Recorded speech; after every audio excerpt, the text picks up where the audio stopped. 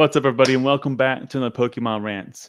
Mixing psychology of the complex yet not fully understood human mind with the ever-changing flow of economics, and then somewhere deep in the darkness, our passion and love for our hobbies.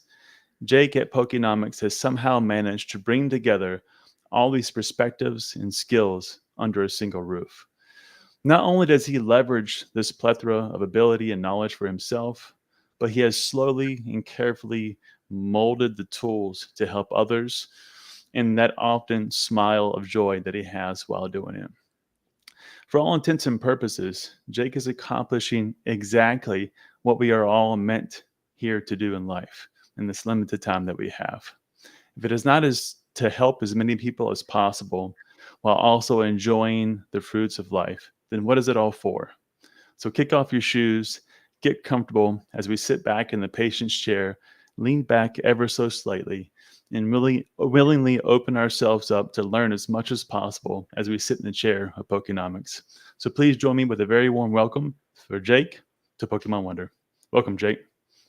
Thank you for having me. That was a very kind and generous opening there.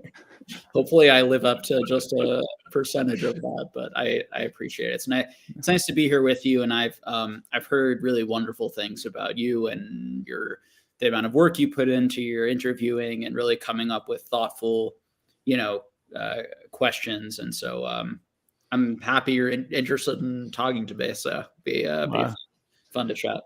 I appreciate your time, and I have no doubt that this will live up to every word of the introduction. So thank you, Jake.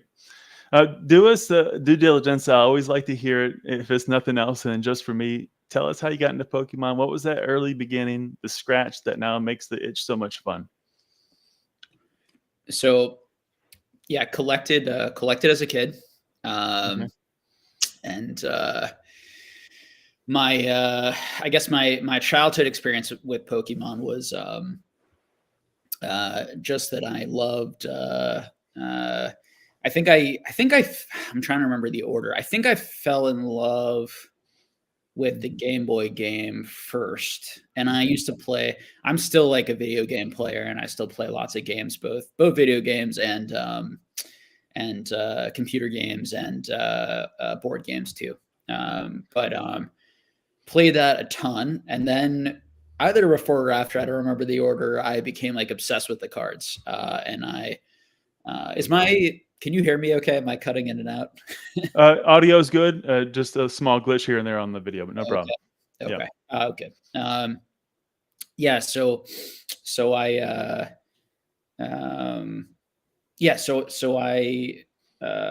started getting really into the cards, and I actually collected with a good buddy of mine, and we ended up like joining our collections together to try to get every holo. As a kid, I got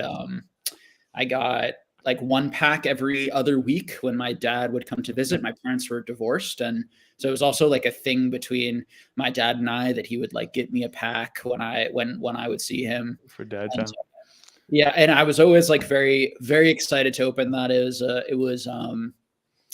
It felt like a lot to get 10 cards out of a pack back then. I remember feeling it was interesting. Just the other day, yesterday I was over at my cousin's house, and I brought I have a lot of first cousins, and they have lots of kids, and so I went over and brought a booster box to open with all of the kids, and it was just like the excitement was just amazing. Through the roof. And I want to know everything. Yeah, so I think I felt that way too. Just like absolutely loved it as a kid. I think it was just like a only positive thing, I would say. I don't think I have any negative memories associated with Pokemon, with collecting Pokemon, playing Pokemon as a kid, just like really enjoying it. And then I forgot about it. I got out of it. Okay. I don't know if it was because I was trying to be cool or just naturally drifted away. But took over. I don't know. but yeah, I drifted away from it. I think probably around 5th grade. My guess, maybe 4th grade, somewhere around there. And then I honestly didn't think about it again until I was 26-ish, something like that. Okay. And when I was 26, 27, well, that's not quite true. I did play the video games, some of the Game Boy games when I would go home. I always loved playing, particularly when I was sick and when I was at my mom's house. There was The best time. nostalgia. Mom's house, good games, some good food. Yeah, that's it. Yeah, there was something. So I would play the old video games, Game Boy games again.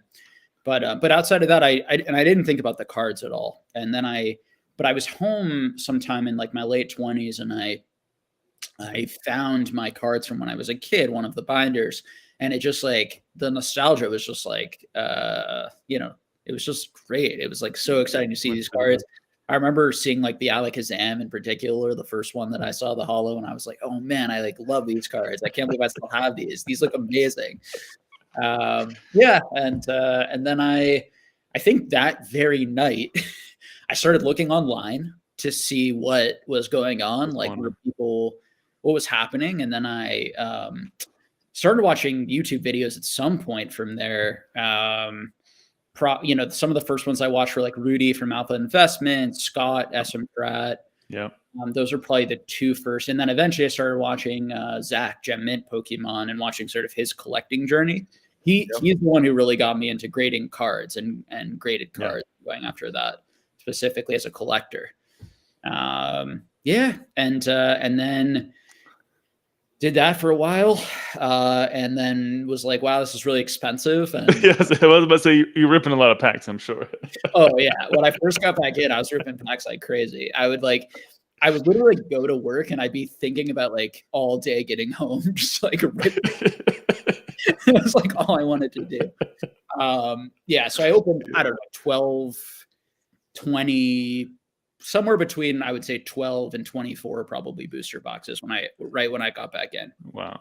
Of the modern stuff. What year would that put you at? So you were probably open XY or actually Diamond and Pearl? It was after Evolutions, but it was like 2017-ish. And so there was like XY sets were still available. So I was opening some X and Y, but most of what I was opening up was Sun and Moon. And then as more Sun and Moon sets came out, I was opening up more of those.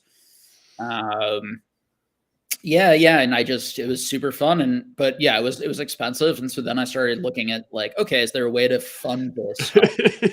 Particularly when I found Zach's channel, because he was he was grading all these cards. It was very expensive. It was very hard. I mean, even back then, it was still would have cost you hundreds of thousands of dollars to put together what Zach was putting together, which was, is a considerable amount of money. And now it's cost millions and millions, but back then it would cost that, which is still a huge amount of money. And so I thought, what if I could fund the hobby, fund my collecting, basically with the goal of reselling a little bit and doing some of that. So I was breaking down collections. This was back when Z&G had just started on YouTube, and I was watching him, and I was doing basically very similar stuff to what James was doing.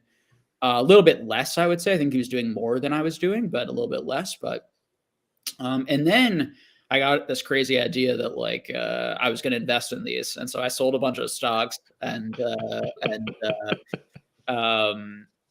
just like put a lot in, and happened to have very lucky timing, and then I sold a lot of that, and now I'm full-time Pokemon. I jumped a few steps, but we'll get there. Buying and reselling, and anyway, I'm going on and on, but that's all right. No, that's what we're here for. It's called Pokemon Rants for a reason.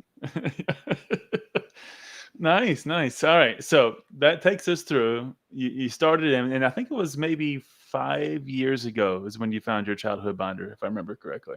Something like that, maybe roughly speaking. Yeah, a little bit longer. Yeah. You sold some of it, and then but you kept some of it. No, I'd never sold any of my childhood binder. Okay. Yeah. So I in the beginning I was just ripping packs and just opening and buying. The first graded card I ever bought was Gym Challenge PSA 10 Charizard, Blaine's Charizard. And so I started buying a little bit, and then I started maybe 6 months or so, 3 to 6 months after that, I don't know the exact timeline. Then particularly when I was watching James, because I was seeing, there are people who are doing this. Right. Then I started buying collections, grading myself a little bit. I would sell sort of the 9s, keep the 10s, sell the 8s, keep the 9s, depending on the card. And yeah. Yeah. He fell right into the perfect storm of 2020, 2021, and it worked out quite well. Yeah. Fortunately, I was able to do a lot of that before then, but I view this as like just the beginning, hopefully. So in the long run of my That's right. collecting and like hobby enjoyment and journey and whatever. So, it's been a crazy few years, but hopefully there'll be many more. Many more to come. We all hope so, Jake. We're glad to see you back on YouTube, by the way. Yeah, I saw you did a live about a month ago, roughly speaking. So yeah, it's good. It's good to have you back. Good to have you back. Before we jump too much further, I do want to touch on the fact that you were a double major for psychology and philosophy. So what led you down that path? I know your whole family is kind of white collar kind of background, but what was the path that led you specifically into psychology? I guess it started. So I had a therapist when I was in middle school. For a year and a half. And I remember thinking like, this guy's a really nice office and I like this guy's job. Like he just sits around and just like talks to people all day. This gotta be easy. Like that seems chill and easy. And there was something about the aesthetic of hanging out with people in a nice office with like a fireplace. And there was just something about that aesthetic that I think I like too. And I always was interested, I guess. I think from a pretty early age, I was always interested in philosophy and ideas, abstract concepts, ideas, talking with others about, how things work, why things work. But I think particularly, I've always been particularly interested in humans, as humans, rather than becoming a biologist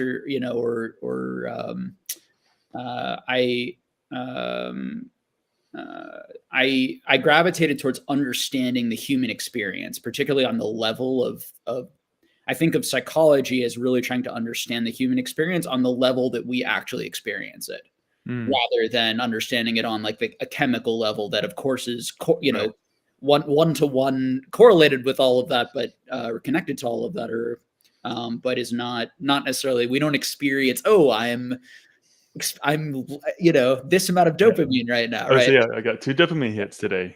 Wonderful. Yeah, exactly. So it's so I've always been very interested, I guess, in people's experiences, and that made it really enjoyable for a long time to be a therapist, because I wanted to help people. I think my mom really instilled in me, in particular, sort of like, she was a nurse, and just like having a job that ideally is like a benefit to your community, some people around you, society, even just a few people, whatever, someone do something that tends to benefit someone else. That's a nice thing if you can. And then it was nice because it interested me for a long time. And I feel like I learned a lot about human beings and yourself by, talking to others, helping others. Yeah. Yeah. And your dad, what did he do for a living? My dad was initially he was a lawyer for 15 to 20 years. But most of my life, he's actually been a financial advisor. He went to school in his like early mid 40s, probably mid to late 40s. So my adult life, I don't remember him being a lawyer. I was a little kid when he was a lawyer. He's been a financial advisor. Okay. Wonderful. Well, that's a great start. And before we continue on, Jake, and kind of dive a little deeper, just want to show a little respect to the audience and to say hey to everybody who joined us. I saw that Dan bounced in, bounced out. Dan, I saw you gifted 20 memberships. You didn't have to do that, buddy, but I deeply appreciate it. Thank you so much, Dan. We'll catch you on the next one. I know you got, I think you're still on night duty with the kids, or with the work, I should say. So no worries. We'll catch you on the next one, buddy. So we got Drew in the house. I know he's probably over there helping out with the live that he's managing. So thanks for stopping by, Drew. We got iFOMO, Zard lurking, Chef in the house as well. Good to see you, Chef. Andres Cards. We got Logan Lewis. Logan Lewis was a new buyer on eBay just recently today. And I said, hey, stop on by. We got some Pokemon channel. We got some lives going on. Love to have you. So good to see you, Logan. Thanks for stopping by. Mr. Walrus, Ponga in the house as well. Rubicon, the Mexican Hipster. So many greats. Thanks, you guys, for all the support. Really appreciate it. It's always good to see E-Unit. Got some people out here lurking with the gifted memberships. Cass Collects, Elo, Quilly's always there. Good to see you, Quilly. Your Average Player, Jester Beats, many more. Dan Zard, TCG. See you out there, BB. It's always good to see you, BB. Ryan's in the house. Crystal's here too. Good to see you, Crystal. Always good talking to you. Bood.Games. Thanks, guys. Really appreciate your support, the love. Really do. Thank you so much for your time. We'll keep it going. We'll keep it rolling. So, Jake,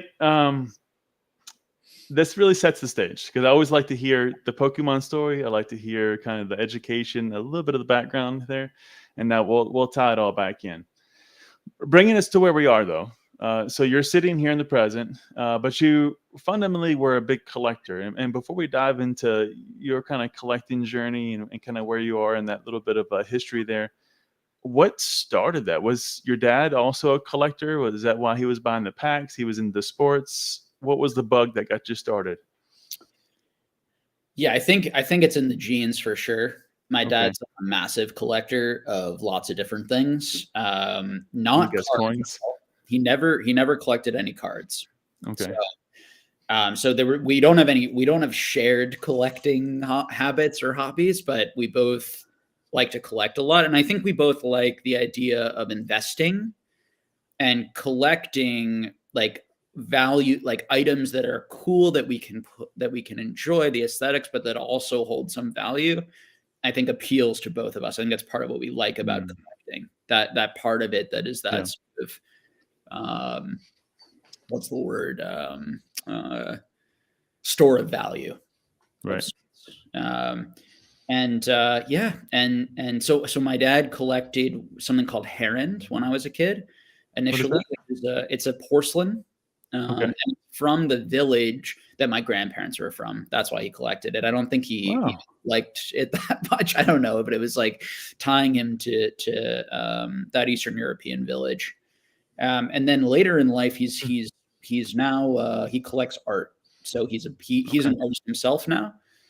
He paints like multiple paintings like a week. He's like pretty prolific. He spends all of his time like it's his like big hobby. I love it. And he also buys art and supports his friend. Lots of his friends are now artists, and he buys their art and he supports different artists and local artists and all sorts of things. And so that's where it came from. For sure. Yeah, it's in the genes. I mean, my dad and my mom does not. She's not a collector, but. Well, but it also explains a little bit to me why you have such a, I would say, prevalence towards finding the joy in what you do in life. And we'll talk more about that later. But your dad kind of navigating through his careers, now enjoying painting and doing it himself. Your mom helping others. I see it all connecting here. That's good. I like it. Well, I view it as a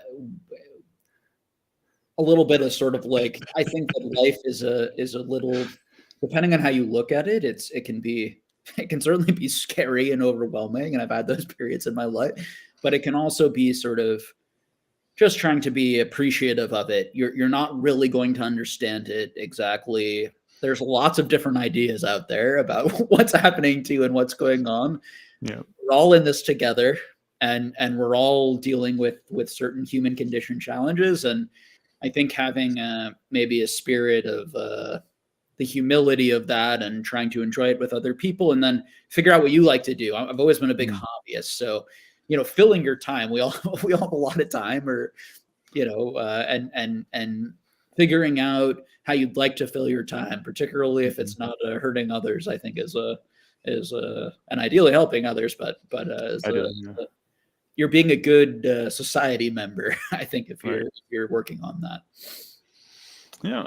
I see also how, and we'll talk more about it when we talk about the career change and, you get into Pokemon full time and transitioning, but the struggle you had in the beginning of transitioning over to Pokemon full time and just that conflict you had internally, but we'll save that for a few minutes later. Tell me, actually, before we do, this is hilarious. Walrus says, question, is there a correlation between wealth in the hobby and bad internet connection? I apologize. I don't know what's going on. My internet connection says full and it should be working, but I have a feeling I did an interview with John on radar on his channel, and the exact same thing happened, and Mm. it seemed okay on my end, but then when I saw it afterwards, the video was terrible. So I apologize. I'm sure it's great.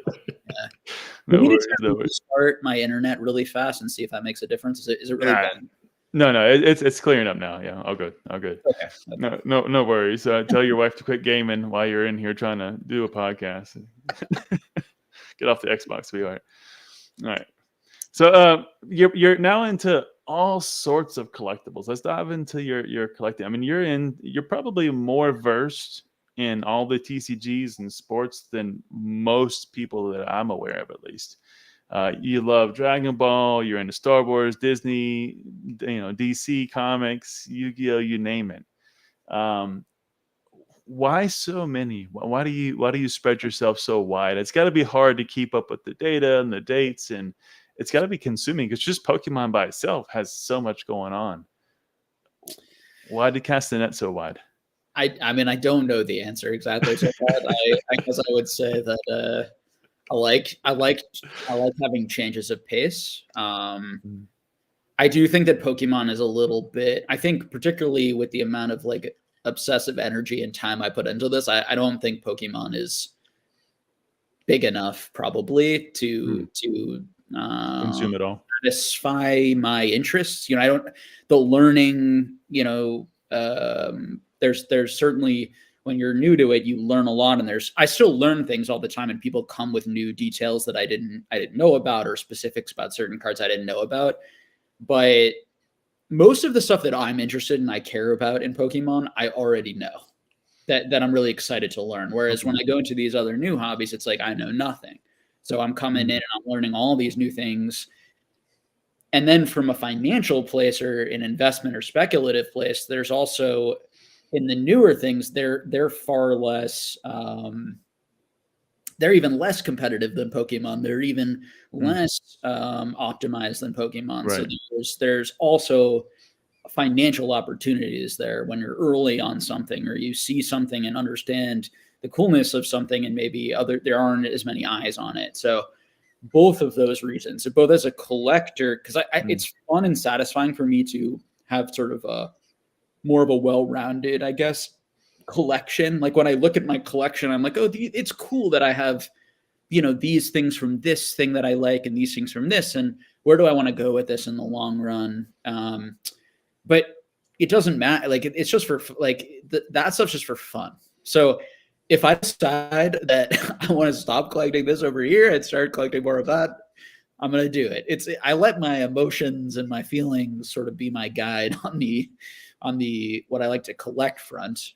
Okay. Now, whereas the money front, I try to be more rational or logical, but the end of the day, the goal is quality of life and the quality of life for yourself and other people. It's not just trying to make the most money. So it's I'm definitely not always doing the optimal thing. I was having a conversation with Charlie Herlocker, just popped into my head about, he was like, because he saw that a lot of the Disney cards I had bought had exploded in price, from a few years ago that we had talked about at one point. And he's like, what was that process like? And, and I told him, and I said, well, I could have just put all that money into Pokekayun or one of these like Japanese specialty sets, and I would have made almost the same, and I had to do all this research for these other things. And but it was fun.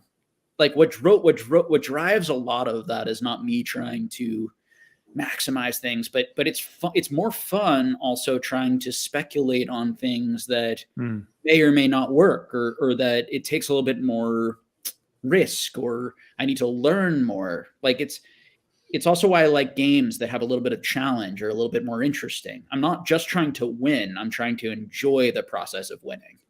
Yeah. Something that, and so from a game theory perspective, I don't always optimize everything to winning. I optimize everything to my own enjoyment of playing the game. Like I would rather lose or not become first as long as I'm enjoying the game, enjoying playing the game. Ryan says, fun research. It's the joy of starting that new thing, not knowing, going through that learning process, like setting up a business or anything of that nature, where it's just very exciting in the beginning and bringing in these new TCGs while also leveraging what you know and learned from the past. really adds a new fuel to each of the fires behind each one of them. I can see that. Yeah. And I don't find it, I mean, since I've gone full time, I'm definitely, 85, 90% of the business is Pokemon, and that's where most of the liquidity is, and we can get into all of that. But that's where I try to not miss that much. But in these other hobbies, I'm missing things all the time, right? I'm missing auctions, I'm missing cool things that I would have bought if I had seen that. You can't do it all, but I use sniping tools. I use as many things as I can, and I spend a lot of time doing it. So I do manage to kind of see a lot and catch a lot of good deals or good things in a variety of different areas. And then part of it is the networking and the meeting. Like I know people who have graded the most of this niche thing, and they reach out to me when they want to sell. Like it's building connections and friendships and or strategic business partners or whatever that also helps you manage to do all of those things, because they're doing a lot of the work actually for me, in sourcing it and finding it. And then, Zara Lurkin says, Pokemon plus research equals ultimate treasure hunt. Exactly. How do you enjoy it? Before we dive a little deeper there, how do you sit back and look at this mass, collection that you have, and what's your method of enjoyment? Do you sit down and flip through some graded cards from time to time? I know you used to like lay them out, on a table or the bed or whatever, and just kind of look at them. What's your method of enjoyment?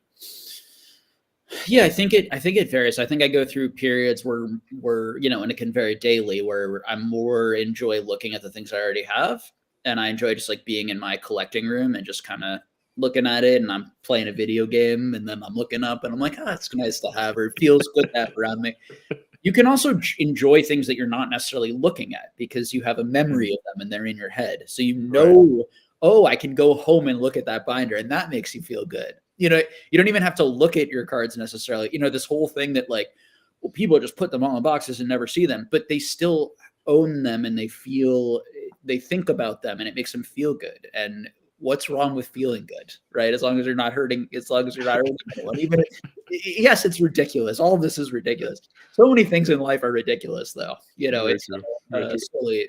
It's all in good fun. So anyway, and then I do enjoy the hunt, or I enjoy the chase, or I enjoy trying to find new things in the buying.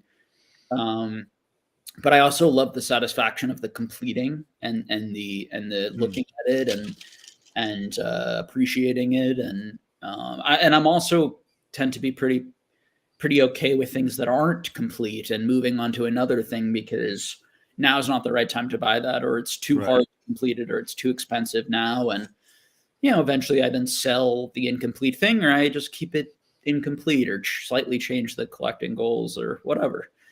It's all in good fun. It's not I don't have it's like whatever I feel like do it. Jen says Jake enjoys Pokemon more than watching the Celtics. Joking up every year at the playoffs. Jen, don't do it to me with this Miami Heat team, please. I can't. My heart can't take it. One more year, man. One more year. I know one of the things you were looking at though was your champion stamped, world collection. Yeah. Is that one you plan to actually complete? Yep, I have most of it complete. I'm missing the the newest one. Mm-hmm. And there'll be a new one every year, so it will never be hopefully. This year, complete this year. All right. Yeah, exactly. It's part of why it's fun. It's part of why I set that collecting goal. I thought it'd be a fun way to connect, and then I think in the long run it's going to be really cool because I'm going to have all the different card styles will be captured in them, and all of the different eras, but there'll still be like this common theme. I don't know, and the rarity. I just think they're cool. Yeah, so I think I have that year, and I think that's everything. I think I have all the years. Okay, so you're pretty close. Okay. Champions. I am missing some finalists because I'm trying to do the finalists and the champions, and I don't have like the 2004 finalists. Okay. Yeah. Oh, David, yeah. Congrats, man. That's a huge. does that. Yeah. Huge goal, but you're almost there. All right, good. Yeah, and I love that yearly evolution you mentioned, because it also shows the progression of Pokemon over the years and how they change the arts and the styles, and that'd be a really cool piece to have up on the wall and have displayed one day. For sure, yeah, and it's also fun if I don't complete it or I get bored of them or I change my mind. You know, that's my attitude towards collecting. Like, and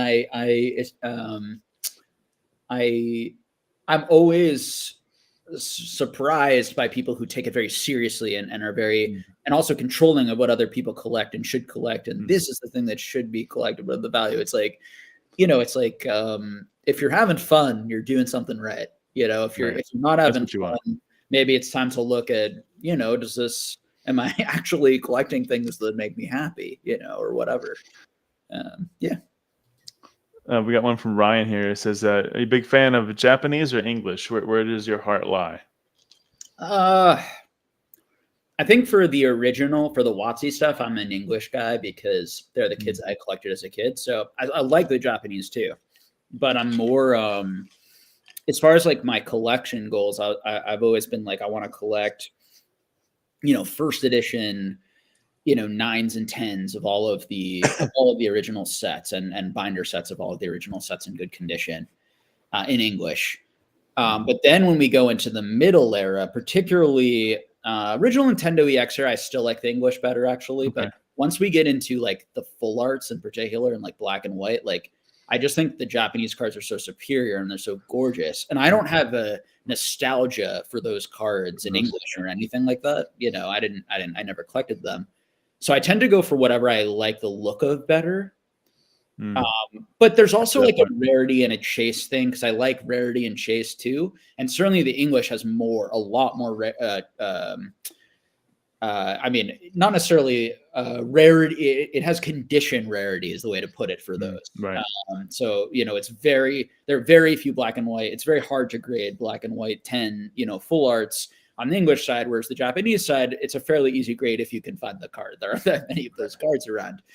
But yeah, so I'm working to complete like a black and white full art collection of Japanese ones. Because I love those. I just think they're amazing. So I've been working on that for probably a year plus. Did the level X's, did the primes, I collect a lot of stuff. The vast majority of the stuff I don't post necessarily. And I just sort of slowly chip away at I probably will at some point. It's fun to share, I guess. It's good for my business. I'm supposed to be posting. Yeah, your Instagram posts are a little bit slim. You get plenty of videos on YouTube, that's for sure. But I tend to post like 3 in a row, and then I don't for another year because I forget about it. I don't know. It doesn't come naturally to me. What about the ultra modern? Keeping it on Ryan's question, ultra modern. Are you sticking with English or Japanese? What do you like better? I'm not sure actually.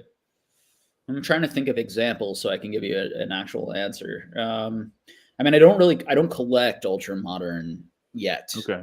I might in the future. I'm flipping and reselling that all of the time. So, but like, what do I like the best out of it? I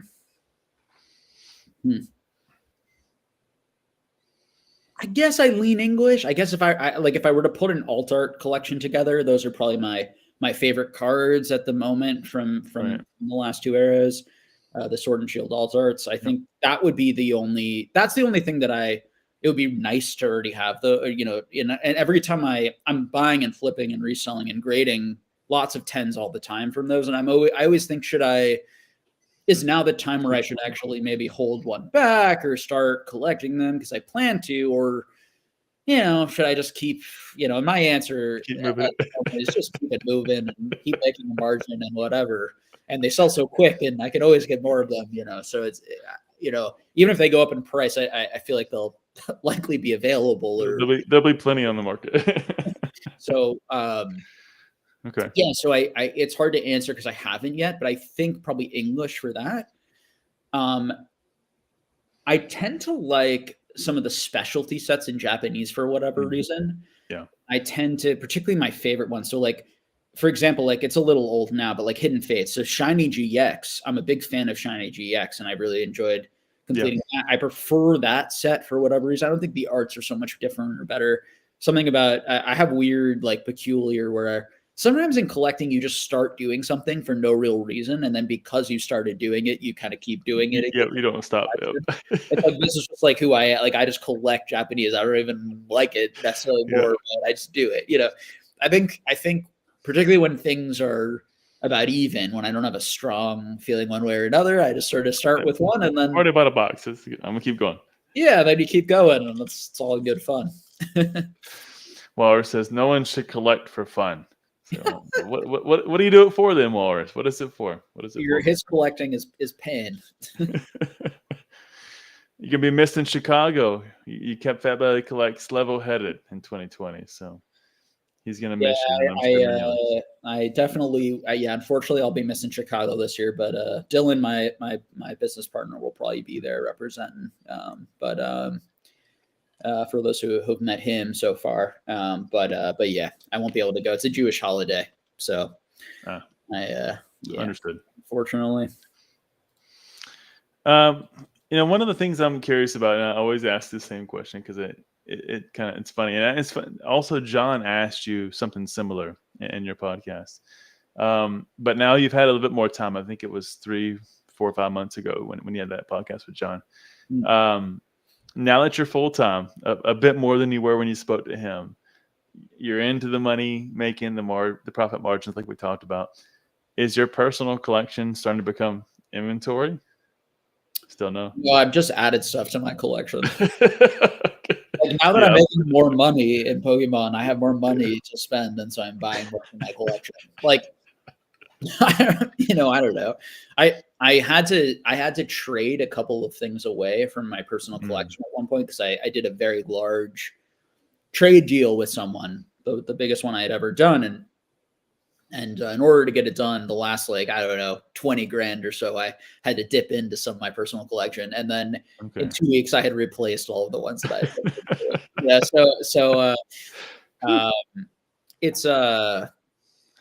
just again, money, like I'd rather have the cards than the money. But it all depends on how much money you have, right? So I need a certain amount of stock portfolio and a certain amount of income coming in order to feel comfortable and enjoy having these items. And I feel that now where, so I always talk to people. It's like, it's very personal sort of situation that you're in. Don't do things that stress you out and make you unhappy, and do not collect. In my view, it seems totally irrational to collect if it's unenjoyable and it's putting you in a financial stressful situation. I think that's where it dips into that sort of addiction, which I've been addicted. This is an addicting hobby, right? These are addicting things, so it's no shame in that. I think that's very normal and human, and all of us, probably have experienced that at times in doing this. But I think the sweet spot is when you're feeling like, I'm having a lot of fun collecting, and also my collecting habits aren't stressing me out financially, or maybe they're even making you money because you do sell some of your collection pieces over a long period of time, or you're doing a little bit of like an investing or store of value thing. Exactly. Fully agree with you. Exactly right, Ryan. Yeah, collect stuff you actually want and like. Yeah, that's the way to find the joy in it. Yeah, that's it. It's a good place to start. Yeah, it does change and it shifts around, but that's part of the fun too. Exactly. Yeah, keeping it fresh. Yeah.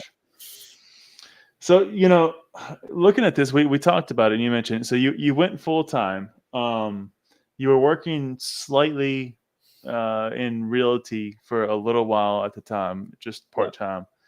But if you even step back further, you were obviously a psychiatrist, as we spoke about. But you got burned out. Psychologist. I never had a medical degree. Just for psychologist. Okay. Yeah, I can't prescribe medication. Okay. Most people don't even know the difference or care, but just to be accurate. Okay. No. Okay. Perfect. Yeah. Psychologist. So, but you got burned out. What happened? What took you to that point where you say, I don't think I want to do this anymore?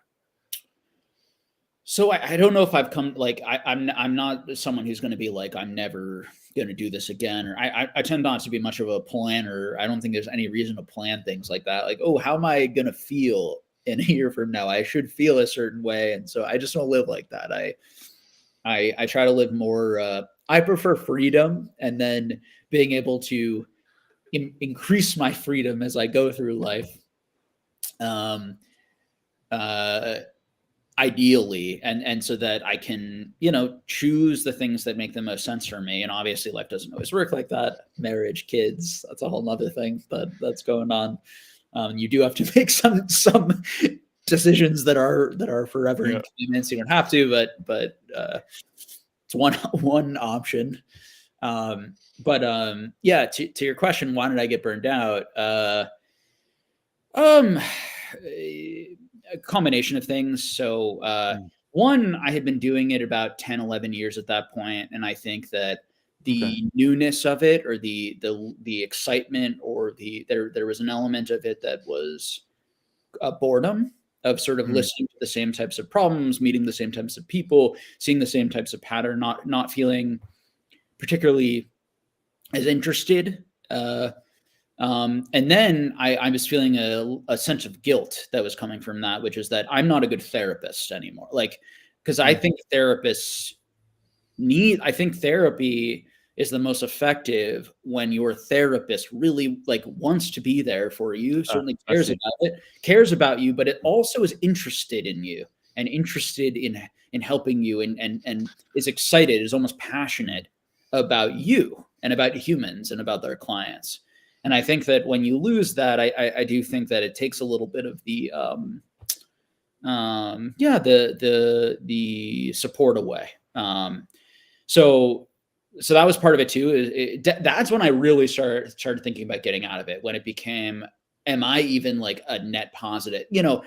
And that might have been very, quite harsh on myself. But I was anxious. I was worried. It was sort of like I'm doing something that is hard and that is stressful and that is difficult, and I'm not making any money doing, or very much money doing this. I always did community mental health.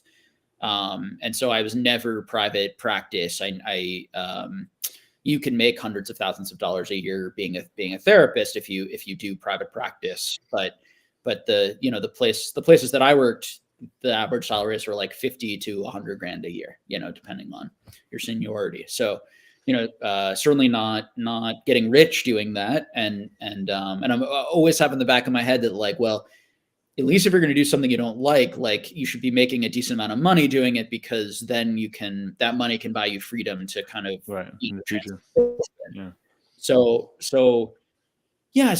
and then what really broke the camel's back, I think, was the pandemic. I was working all night. I was pulling all-nighters once a week, working anyway in a hospital, in an emergency room, and dealing with some really tragic human events and human experiences. People dealing with the worst night of their life, or and I think just the vicarious trauma of that, the exhaustion of that, the actual not sleeping in the middle of the week, and then working too much.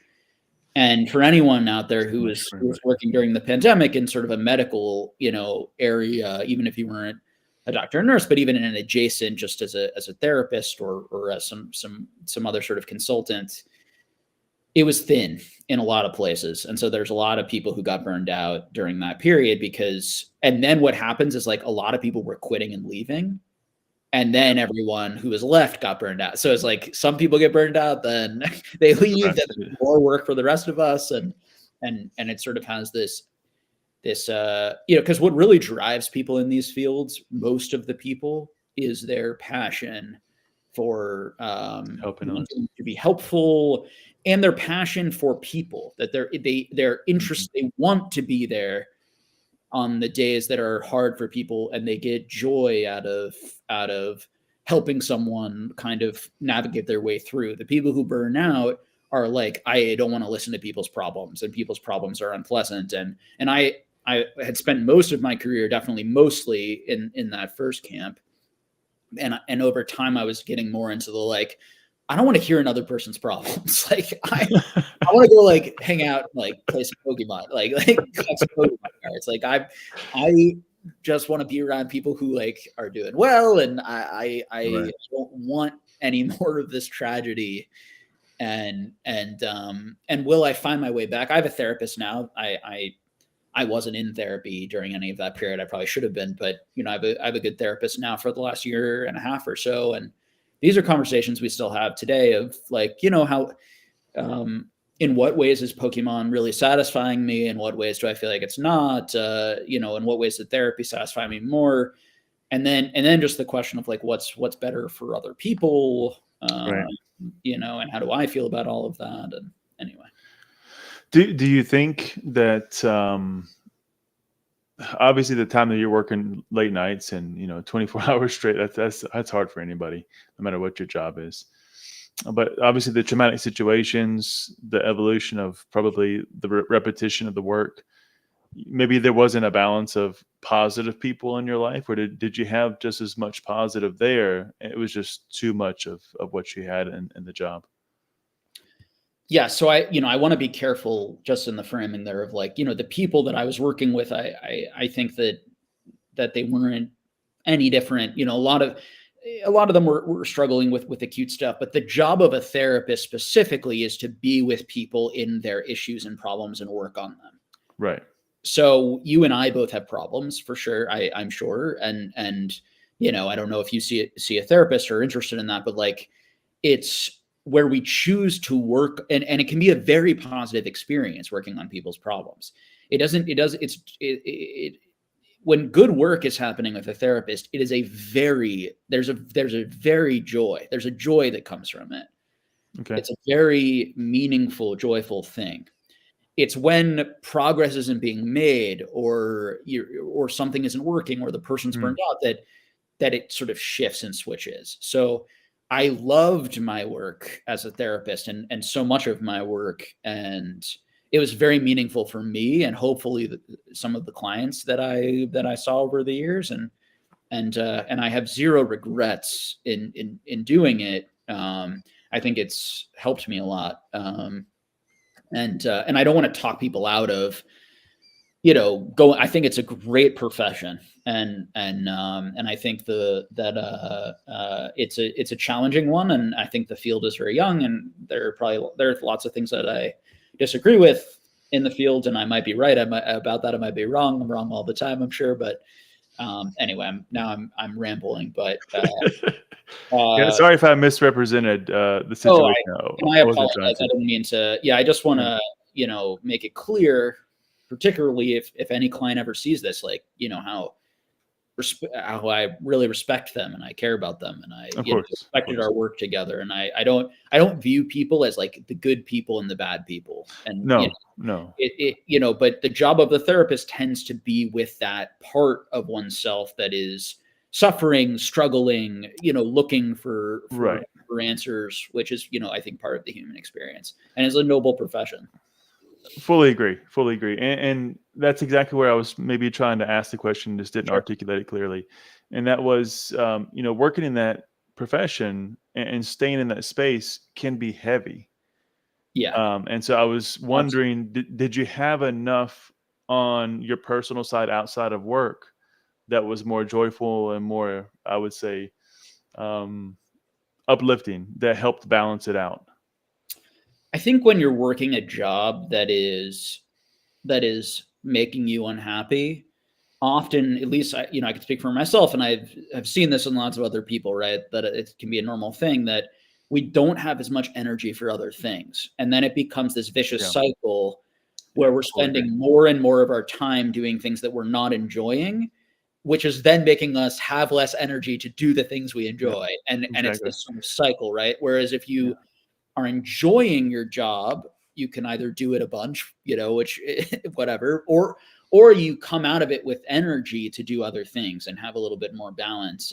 And absolutely, the job was like that for me, right? I mean, that was definitely, it was also during the pandemic. It was a very strange time, right? I mean, there was limited things we could do. There were limited fun things.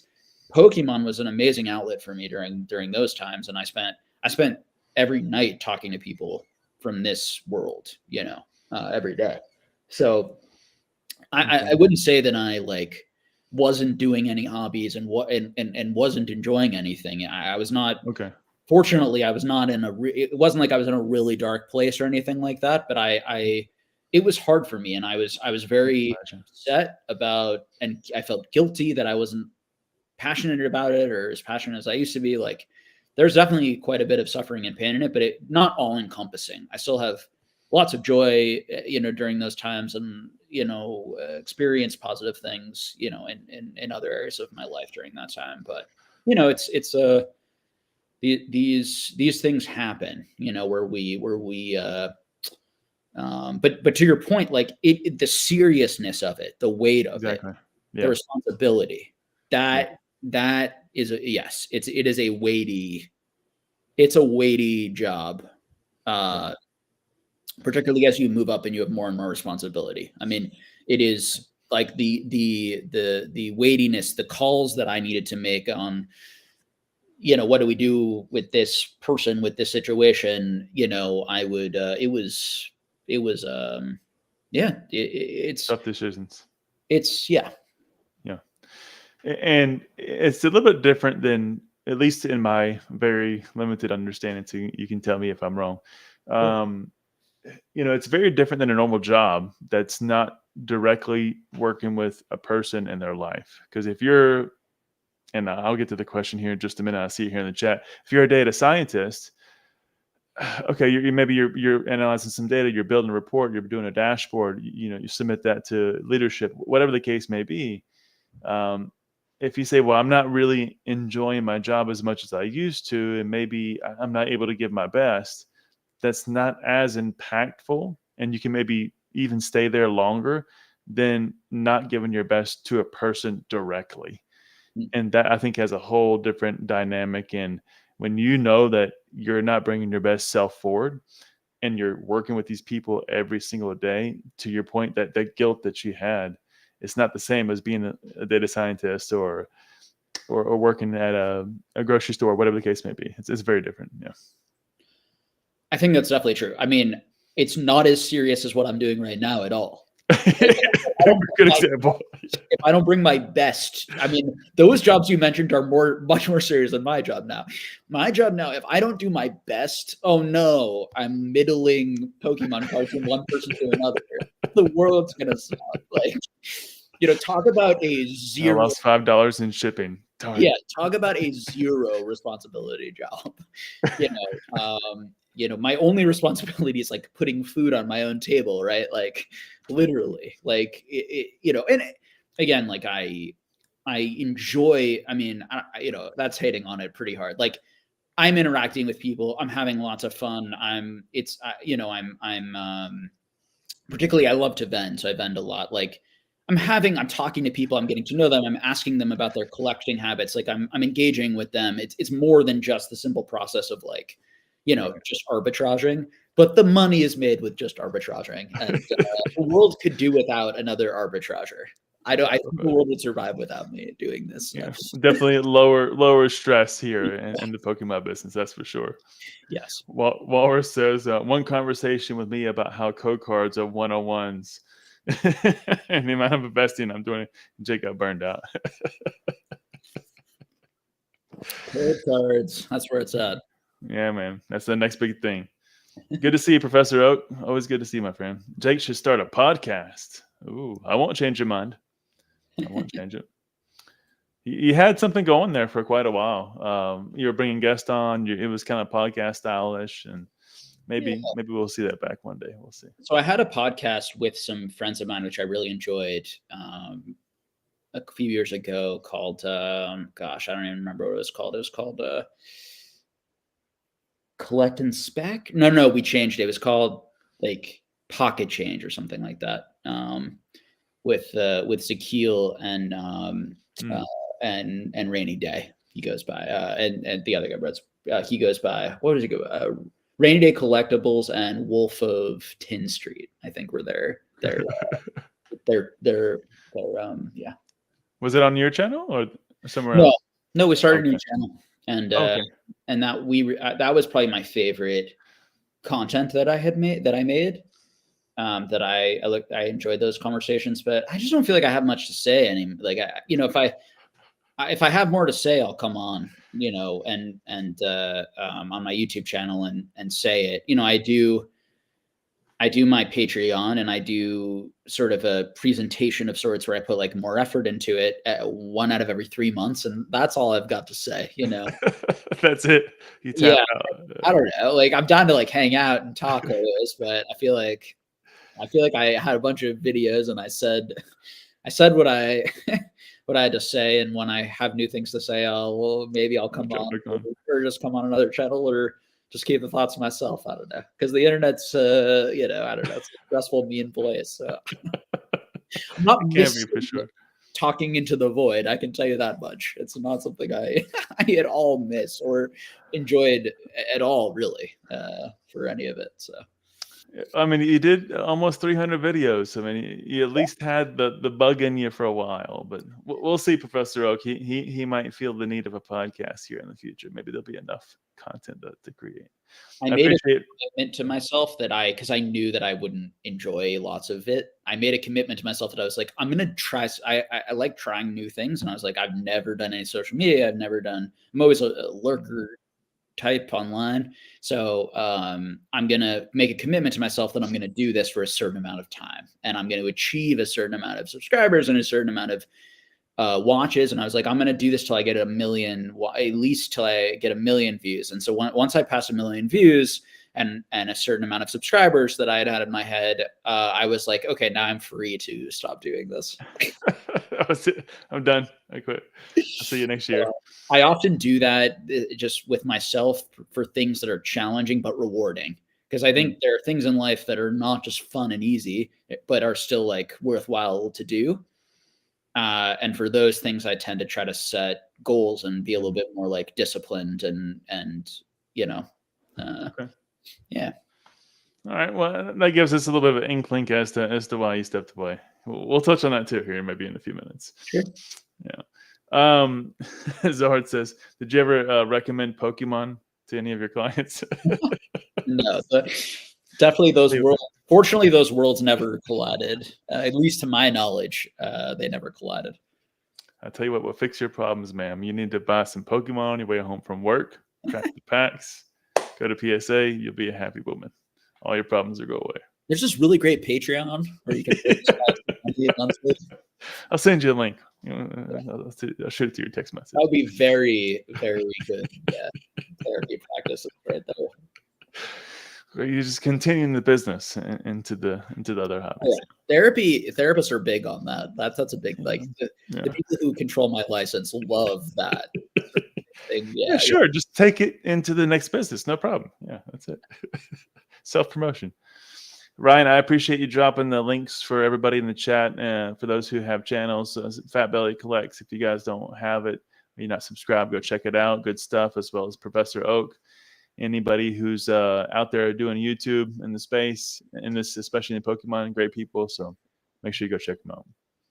We got one on a question actually from Timmy. So, what are your thoughts on doing some academia professor for a potentially more fill-in job like data science, which is why I brought that up earlier. That is more lucrative. Gosh. I don't know you personally, so I'd be fearful to answer anything that you would take too much to heart. You probably wouldn't. You're probably just chilling and just asking something. Whatever I say doesn't matter that much, hopefully. But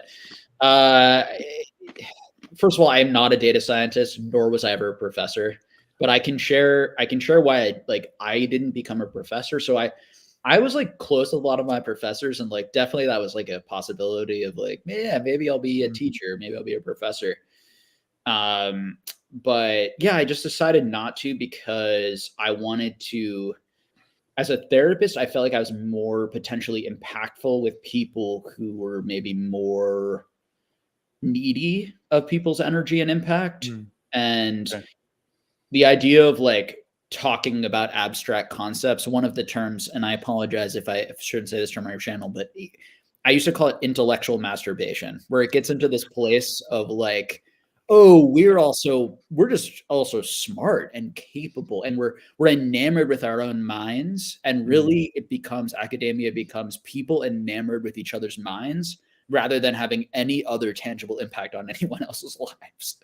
And I think for me, now academia isn't necessarily that, right? I mean, academia, lots of our research comes from there, lots of our, but at its sort of maybe worst, or whatever you want to put it, I don't think there's anything wrong with that necessarily, but it's more, that's like, should be a hobby. Like that's like a collecting, like that's like, it's fun. Oh, look how smart you are and I am, and we can share these really smart ideas and blow each other's minds with our amazing philosophy knowledge, right? That was when my philosophy like mentor wanted me. We had a conversation about, oh, maybe I'll go get a PhD in philosophy, but and that was my reaction to something like that. Now, was just that I like it, I'm interested in it, and I feel smart and I feel cool. Like cool, definitely didn't feel cool, but I felt cool within that weird niche of nerds, or whatever, or competent is probably a better word, right? It's competent person, skilled person at that. It lended itself to my skill set. But I just didn't want to, it just didn't feel like it would be that impactful. So, that whenever you're thinking about career stuff, the way that I think about it is I try to more broadly, which might be more interesting or whatever for people.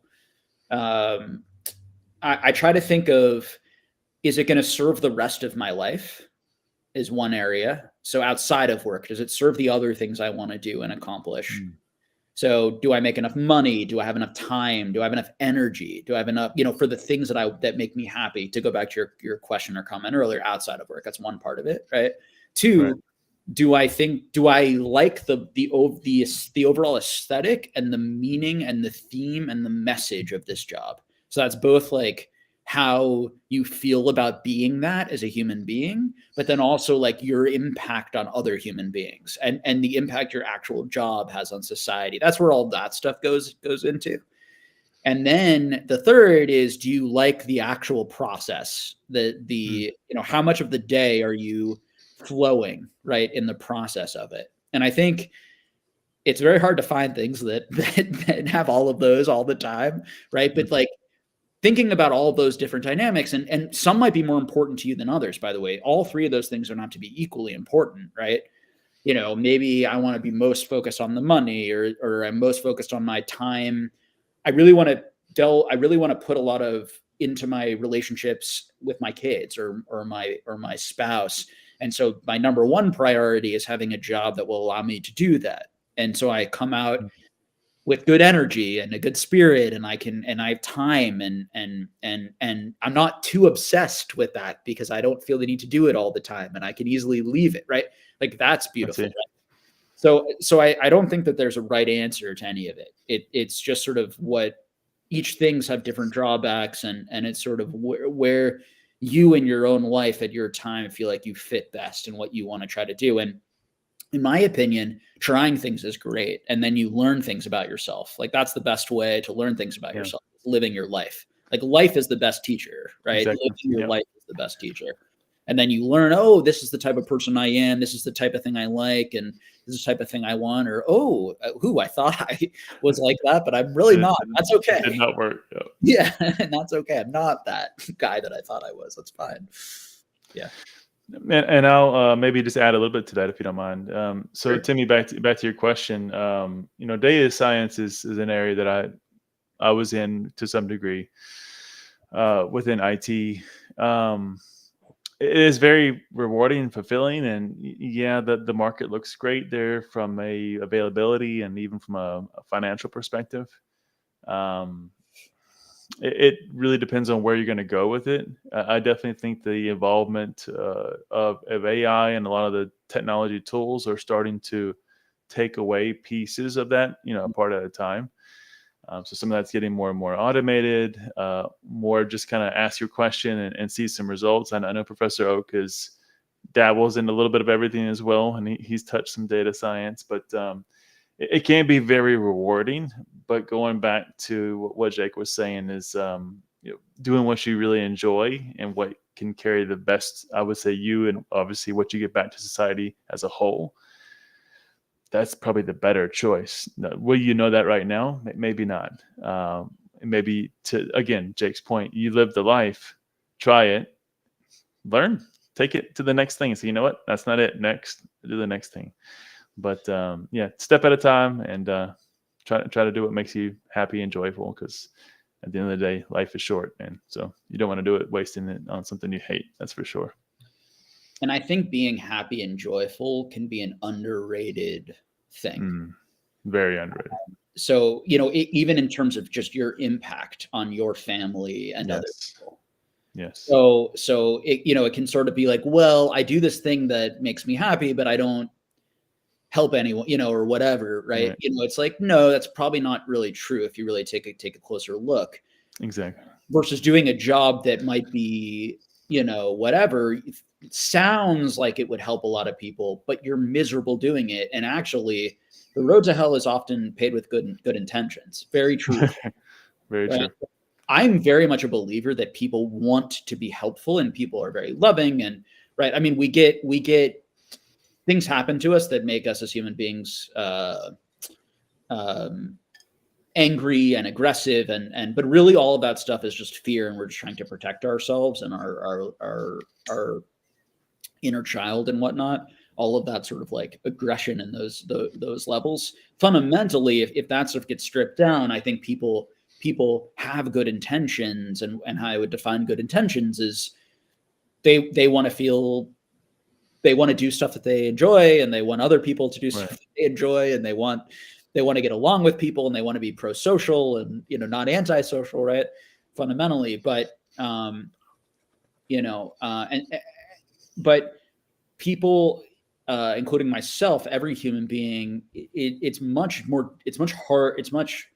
easier to understand that concept than to live that, because oftentimes in life's a lot more gray. And so there often isn't a clear choice or decision. And sometimes you just make the best decision you can, and then you keep going from there. And that's a lot more of what life looks like often than feeling exactly sure, or whatever, or this or that.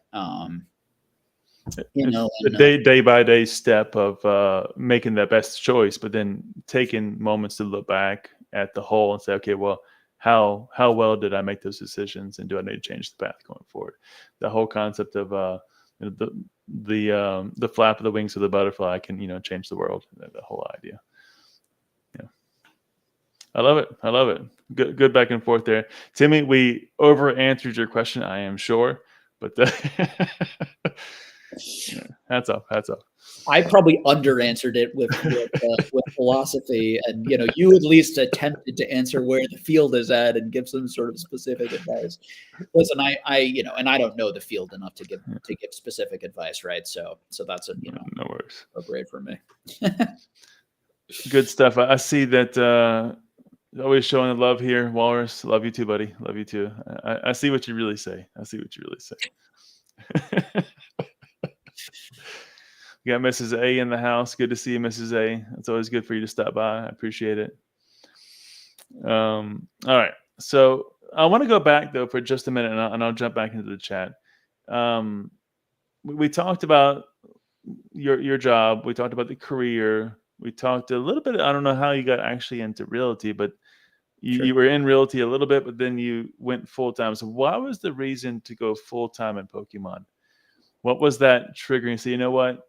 After everything I've thought about it, I'm just going to try it. We're just going to go for it. Yeah. So I took a part-time realist. So I was doing real estate analysis. So it was a venture capital, but they were one of their areas, about 30 to 40% of their investments were real estate. And so I was thrown into that, doing the analysis basically of that real estate, and not making the final decision, should we invest in that or not, but then bringing that analysis to the CEO, and then the two of us, sort of him really making the decision, but him hearing some of my thoughts, and then him eventually making the decision for the clients. And so I did that. I was doing it. The main headquarters of that business actually is in New York and Michigan, Okay. and Okay. I was doing it from Boston, and that was not great. I wonder if I had been living with more of the people that I worked with, if I would have liked it better and been more engaged or whatever. But yeah, so it's towards the end of that, two things happened. So one, the funding. We had a funding issue, and we were working on this new project where we were going to, yeah, without saying too much, like we were going to do a, it's not a REIT, but it basically acts like basically a portfolio that would have been filled with a number of different different types of real estate, in investing, from property to commercial to anyway, industrial. Okay.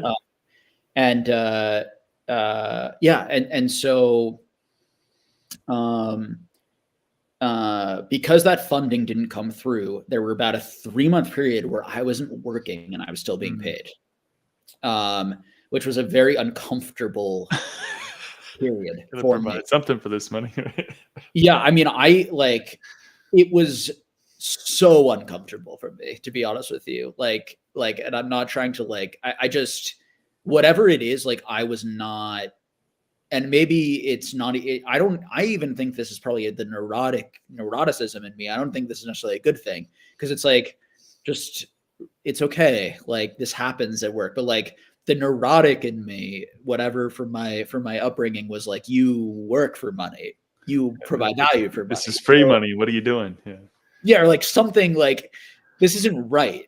Right. Right. Everyone's going to hate you and you're being a bad person. I felt like I'm being a bad person by doing this. So anyway, and then there was It took away your contribution, right? I mean, that goes back to our opening points about your mom, your dad. You took away your contribution to society and life. So it's I can't get paid for nothing.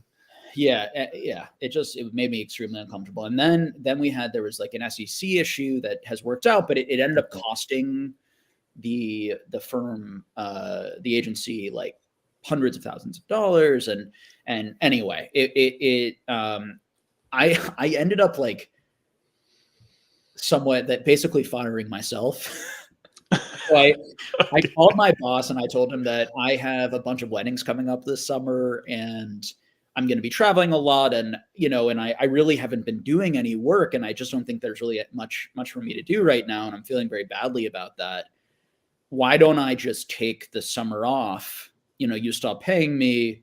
Also get health insurance, just to give probably details people aren't too interested in. But anyway, it might be interesting because I'm sure other people have gone through similar experiences, or, it's kind of like a data point of what can happen in these types of jobs or these types of things. So for those who are younger and haven't been in the work world that much. And so let's reassess sort of at the end of summer. And then, eventually we just came to the conclusion that technically I still work for the company, but that, I don't think I do anymore. I think as of a month ago or so, but for a long time, I was still technically an employee. Was not being paid the salary anymore. And listen, it's a startup-y type environment there. Everyone's doing a million things, and it's very, I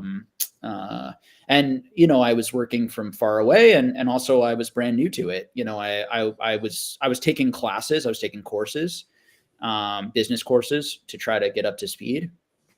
But, I'm sure probably a piece of it too is just that it was taking a big chance to hire me, someone with no real estate experience, none of this sort of thing.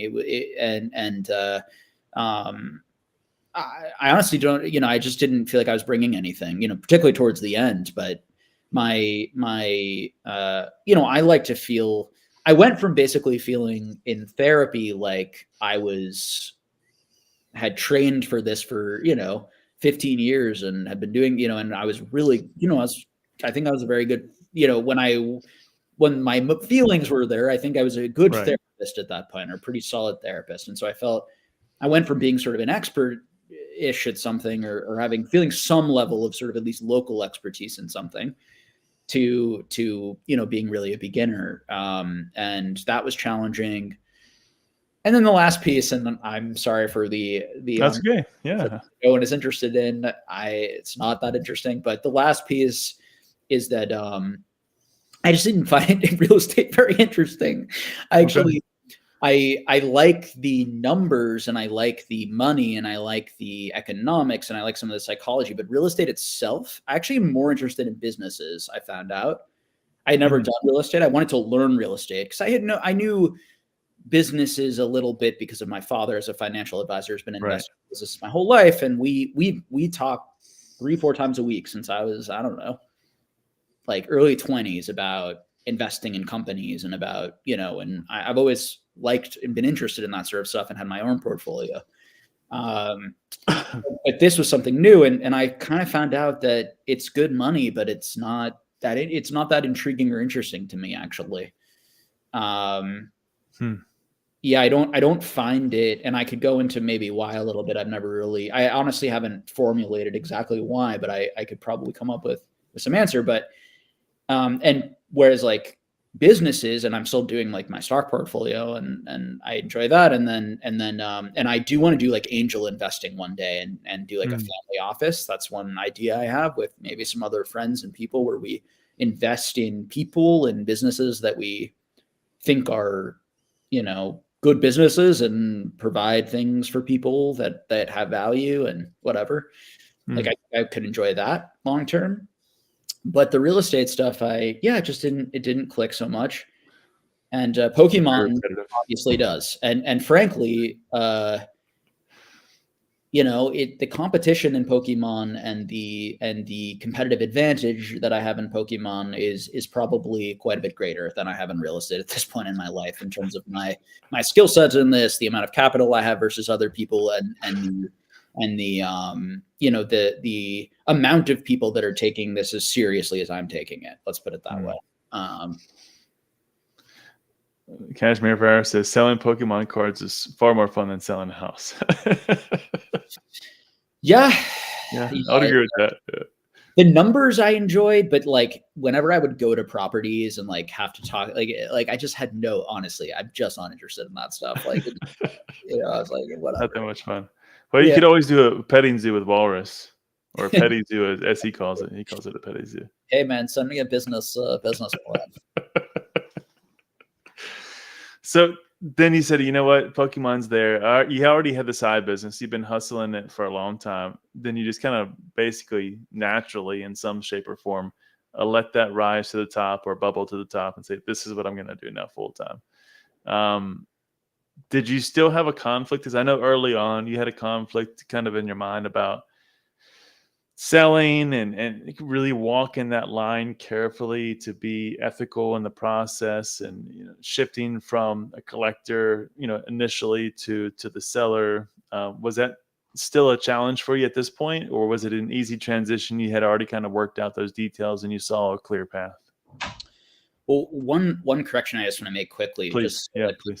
people know, like I view myself less so now. I have a little more experience now, but like as a very beginner seller. So I had definitely really good knowledge of the prices and the pop reports and the data, and had good knowledge of just the sets and whatever, for sure. And so from a collecting sort of buying standpoint, I think I was fairly expertish or whatever, had well versed, for whatever. But the selling side, it's part of why I asked Dan to be my partner on the Patreon. I wanted someone who was a full-time seller, and even more than Dan's Pokemon experience, I was interested in his just reselling eBay experience, because for those who don't know, he's been doing that for 15 years. So I've been around it. I certainly wouldn't say that I was like a beginner reseller or anything like that. And I've sold lots of things over the years. But nothing like I'm doing now. Right now I'm trying to build another, a business that is similar to, Dan, Nick, TCA Gaming, maybe someday, we'll see how things go. Right. So, building a massive business where you're selling tons of things all the time on every platform. Right. And there's a lot of learning that goes into that. And I'm still learning a lot, and it's exciting and interesting and fun. There are definitely grindy parts to it, but just to correct it, like I don't want to present myself like I've ever been someone who was such an expert, right, in the selling parts of the hobby. Although I do think that I'm becoming, I do this all the time now, like I'm becoming more experienced. And again, I view this as like the beginning of my journey in this stuff, hopefully. So, in the future, I plan to hopefully be, have a good amount of expertise in that. Anyway. Okay. All right. What was your question? The transition, because there was some conflict, at least in your mind in the beginning, about walking that ethical line and making sure you can transition. Was that clear for you once that bubble up to the top of I'm going to do Pokemon full time came to fruition? Well, yeah, I mean, there were a few things. So one, I wasn't sure that I was going to enjoy the process of reselling, right? I mean, and there are parts of it that are not, that I do not enjoy necessarily. There are parts of this job that are grinding it out and that I have to force myself to do. Okay. Pricing things, even buying at times, like the amount that I get burned out a little, or, burned out's too strong of a word, but I get, it's like, okay, I just cannot price another thing right now. I cannot, right. I mean, there are parts of this that are very repetitive and they're not difficult necessarily, but they are, they take focus. There's a lot of details in this job. And so you have to be very detail oriented and you have to make sure that things are right. And that takes a lot of energy and repetitive sort of effort and energy over many hours. And so it's hard work. Attention, focus, energy, it takes a lot. So my concern were two things, right? One, I would hate that doing that full time or whatever. That just would be unpleasant. I'd like the cards, but I would hate all of those aspects. One, and two, how would I feel? Would I feel like is this a good use of my time on Earth? Like, is this part of what I want to do with some of my time on Earth in a serious way? If from a more sort of existential kind of self-actualization, blah, blah, blah. Like, if we want to go to Maslow's hierarchy of needs, right? Like, is this going to be meaningful and joyful, and or is this going to pull me further into sort of money and get more money hungry and the grinding and those are things that I'm still I'm constantly talking about with my therapist and even like rabbis, like Jewish leaders in my community, it's something I'm aware of. And I do think that like the money side of me, like the games and the money and the competitive side of me personally, just being for myself, like I have that. And then I have like this sort of like desire to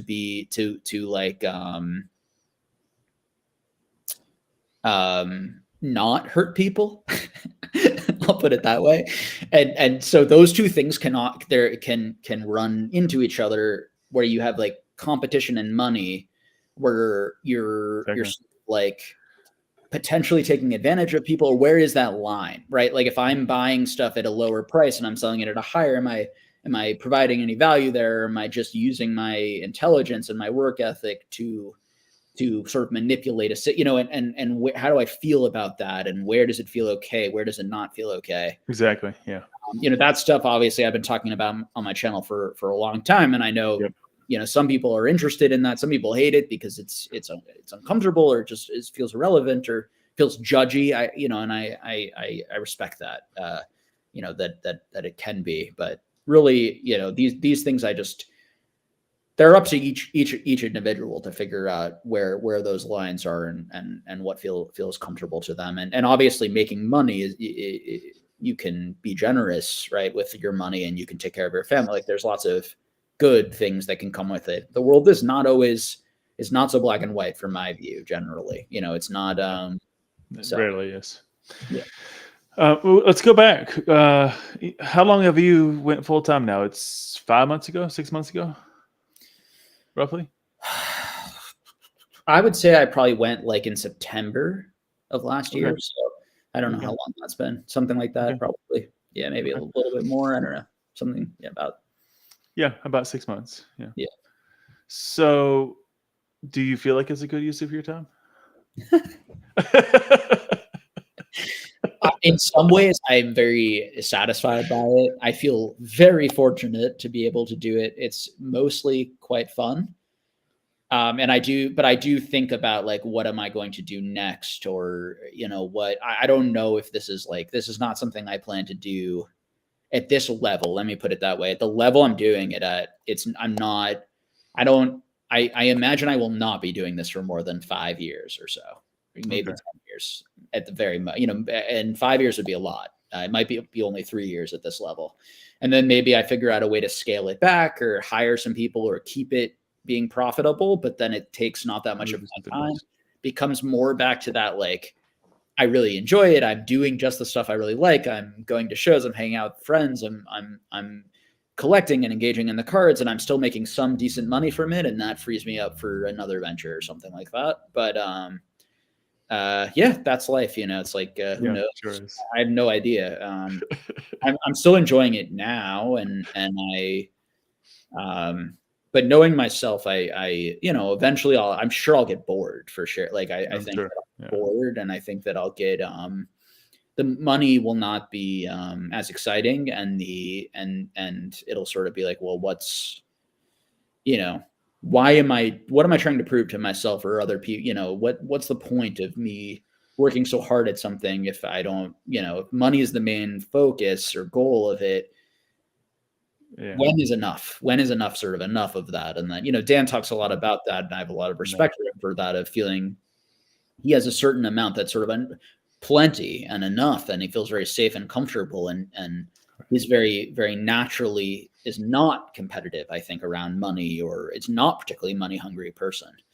I think that for me, I'm a little bit more neurotic probably, or anxious. And so I think for me, it's like money is one way that I've learned, probably from my dad or whatever passed down to me, that you keep yourself safe, from the world who may hate you and try to destroy you and your family. And,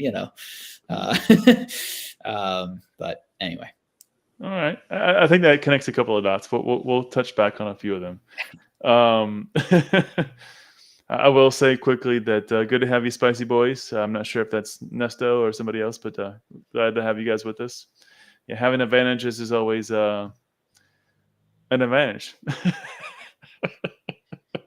Yeah, it's just, people, it's often when you're in a smaller pond, which certainly Pokemon is compared to real estate, as a market, right? Sports, it's much smaller, right?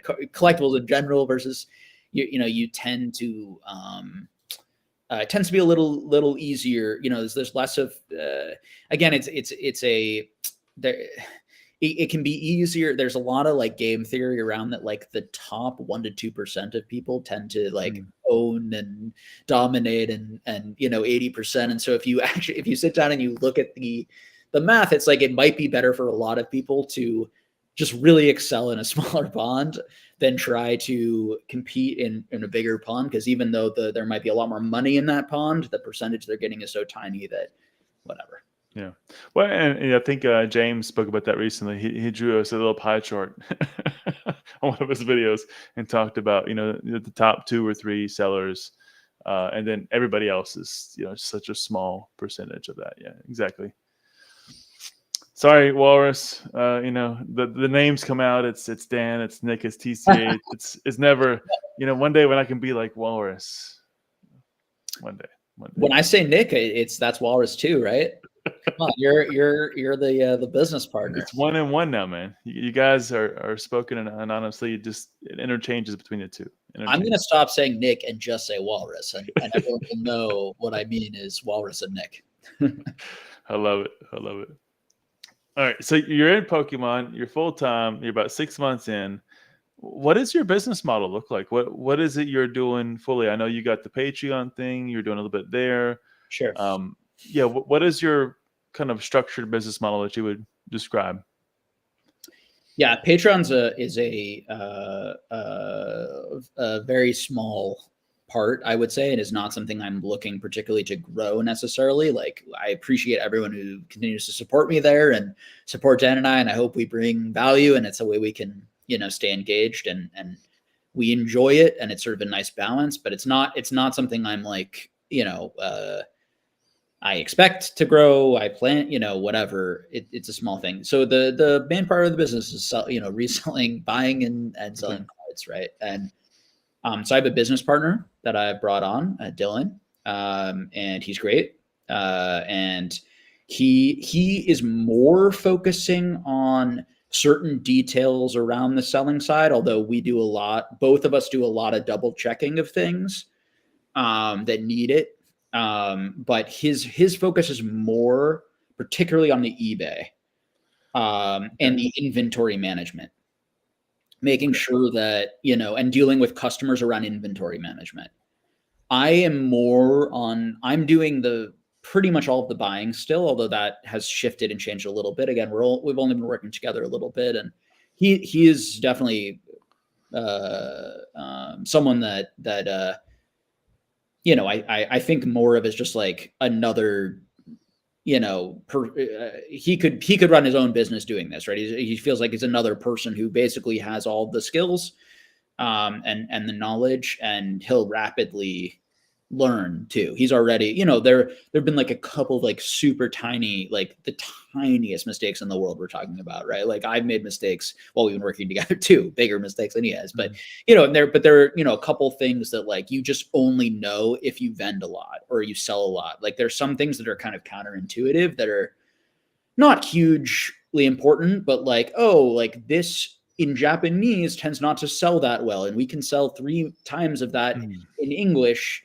And so the margin that we should buy this is actually, we could buy this at a much less margin, right? Like, there's a lot of things. It's at the end of the day, it's all a math equation, right? Between margin and liquidity, the speed of move it, right? And so there are things that are, from, if you're a collector and you're just looking at prices, right? You don't know about necessarily, right? You probably won't unless you're tracking liquidity and some other things that you learn about as you're becoming a seller. And the bigger a seller you are and the more you sell, the more you learn about how scalable certain areas are. And so as you're building up your business, you learn, okay, we need more of this. This is where we need to focus in. Okay, if we want to get to that size, this is what that looks like. And we need to sell all of these products. And then it makes more sense for me to focus all my time here and him, all his time there. And, but yeah, it's a puzzle. I forgot your original question, something about my business, but no worries. I was looking at the business model and the pieces of it, right? Yeah. So the business model, sorry. So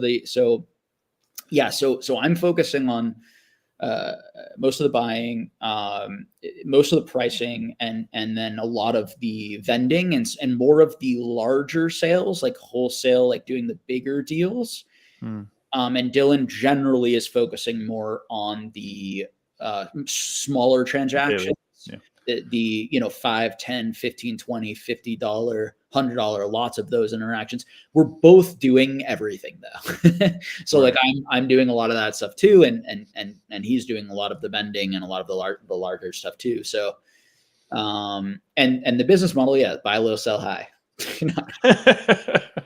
Like towards price well, right?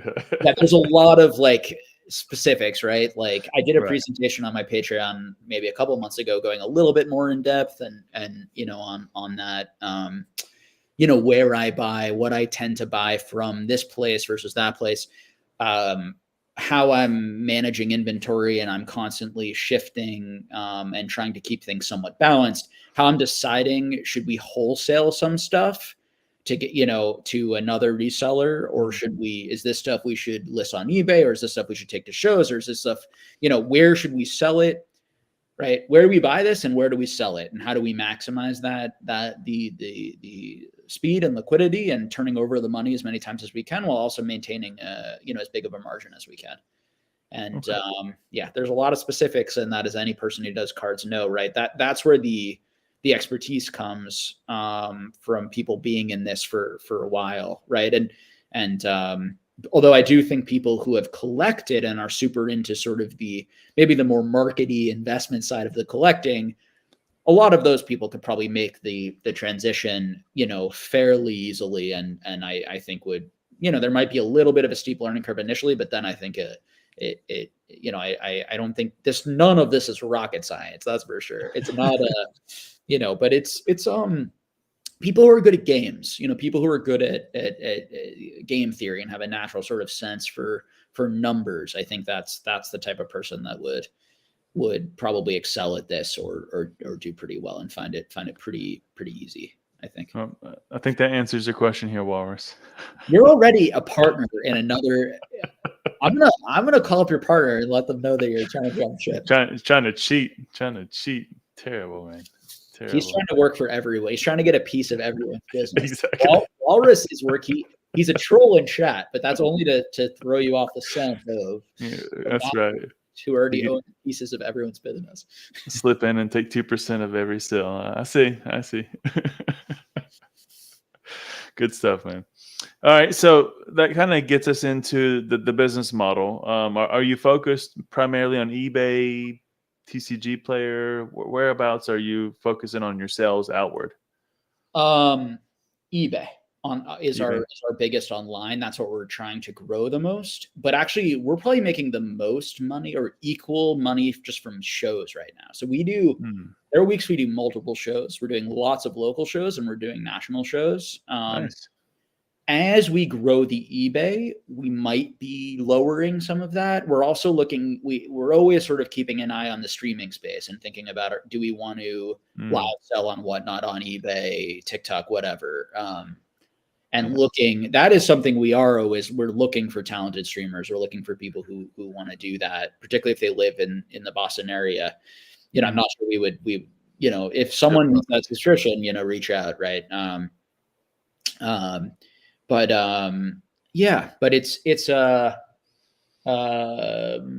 it's very early, right? This is 6 months. Like what we're doing now may be quite different in a year from now or 2 years from now. So true. Very true. And all of these platforms, right? They're always shifting and changing. I mean, we just saw this big change with eBay Vault, which is very unfortunate for my business for sure. That was an amazing, talk about, free money. Zero fees, right? Absurd. Like, that wasn't going to last. No, but we were hoping it would at least 3% fees, 6% buyer's premium, something. But anyway, whatever. We'll touch on that too. Actually, it's in the agenda, so perfect. All right, so that brings us up to speed. Now, you did actually mention earlier, and maybe that's the whole reason behind it. Your connection with Dan, was it primarily for the selling? And what started that? Do you have more of a deeper business relationship with Dan? Or is it just now something separate with Dylan and you're just kind of doing a Patreon with Dan? Yeah, Dan and I's business together is just content. Okay. So we don't have any, people are interested. We don't have any, our businesses, like our selling businesses, are totally separate. Okay. We help each other quite a bit and we do buy and sell a little bit, here and there to each other. I just sold a bunch of Seal to him, for example. So he's a strategic partner of sorts, right? But he's not he doesn't own a percentage of mine. And Dan is a one-man operation right now. Although he, he's also thinking of maybe entering into some other spaces. I'll let him. I'm sure he's talked at length on his channel about everything. Dan's like a complete open book, pretty much. But pretty much, yeah, for the most part. But there you go, Walrus. That's your third job. Work for Nick. Work for Jake. Work for Dan. Hey, man, you almost got it covered. A couple more, you'd be good to go, man. And then you just got to play us against each other to get make money the way. I love it. take one chill bid to the next. I get it. I see how it goes. All right. So this like Jake is a cheapskate. Like, did you think too much about opening that brick and mortar? You talked about it a long time ago, and yeah, it was a dream of yours. Is it still there? yeah, that's something that. So we're looking at a few different options around here. I'm always kind of keeping my eye out for like a cool spot that might open up that would have like good rent, or maybe even buy a property. That would even be better, honestly. But and then I could just rent it out if we don't, use it or whatever, and still dip my toe a little into the real estate, but or hire a managing company to do it, whatever. That's right. So still on your forefront. Yeah, no, it's pretty active. So we're thinking at the moment we're probably leaning more towards an office space type of thing where people can come and sell us their cards, and we can do business deals for sure. But it won't be nearly as expensive as a retail space. It won't be, it won't be obvious that, won't be in a mall or, some and the goal would mainly actually be to have a place where we could store things a place where we could work a little bit, right, and a place where we could meet people for buying and selling. And then, we would also probably have some inventory and people can come in and look and shop, but that would be not the primary focus of it. And then the overhead would be a lot lower, right? In something like that. And yeah, I don't, my biggest worry actually of owning a store is time commitment and lack of freedom and flexibility, particularly if we don't hire employees, because then I'm going to feel there's going to be like I have to be there, worrying about it getting broken into. Like that's the stuff that I'm actually more concerned about. I'm not concerned, particularly if we went the office route, around the overhead or would it be useful for us? Would it be financially useful? I think that's a pretty safe bet that it would be good, but the ease of working from home and feeling the need to have that open and have a person present there, and then I can't just like go for 2 weeks on a vacation like I can now, right? Like I've never had a job like this. I mean, it's insane, like having a job like crazy. Like I can just like my girlfriend's like, hey, like how do you feel about us like going on the, and I'm like, that's sounds fine. good. Yep, Yeah, book it. I can do that. Let me put my out of office here on eBay. All right, good to go. All right, let's go. And I work like I'm a late night crazy guy anyway. So like she'd go to sleep on vacation, like we'd go out all day, and then I would just work like 4 hours like a crazy guy at night, eBaying and doing my buying and ship it directly to Dylan, and Dylan could do the same to me for a week and go away. So that's the other great thing about having a business partner is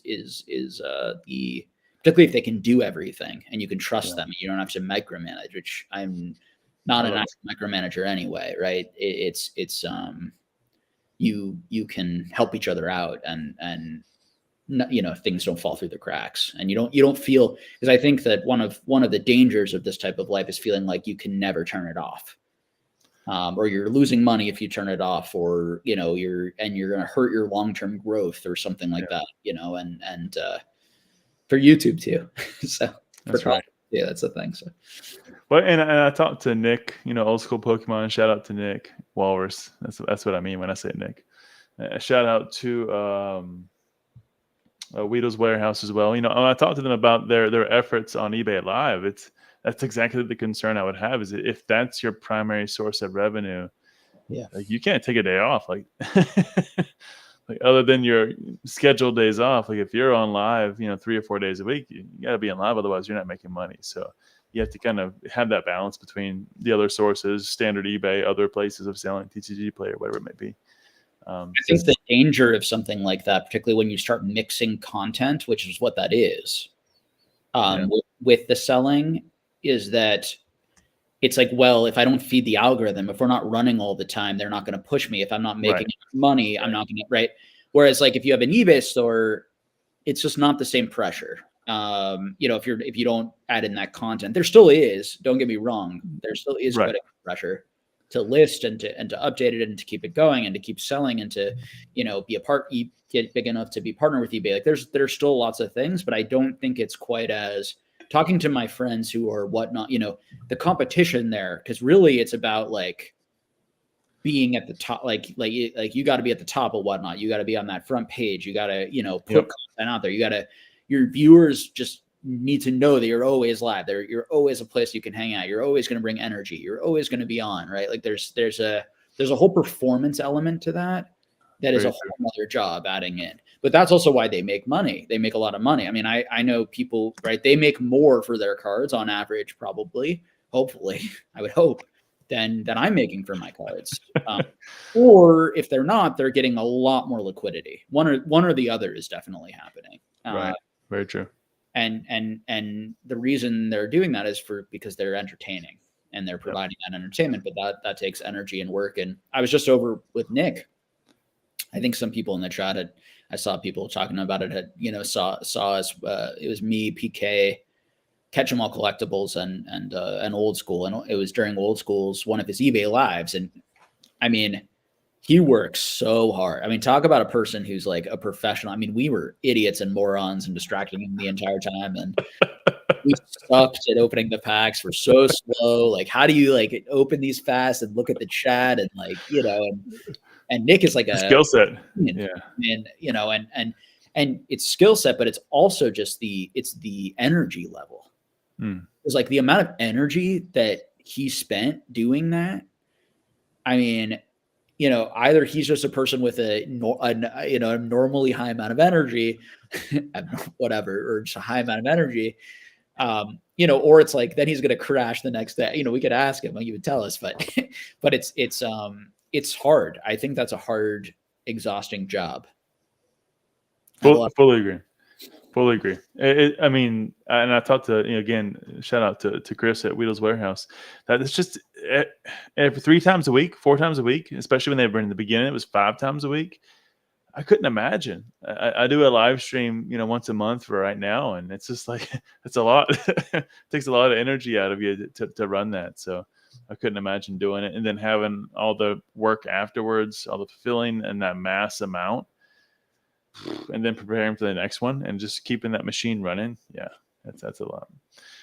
For those who are worried, we paid for all of the packs that we it was a gimmick. It was a joke that PK was pretending we were taking them. So don't stress. That's our gift to you guys and to that stream, because we were being morons and loud and annoying the whole time. So that's the least we could do, is give some free stuff. We got one here from Ryan. Do you recommend selling on whatnot, eBay, TCG Player? Well, what's your poison of choice?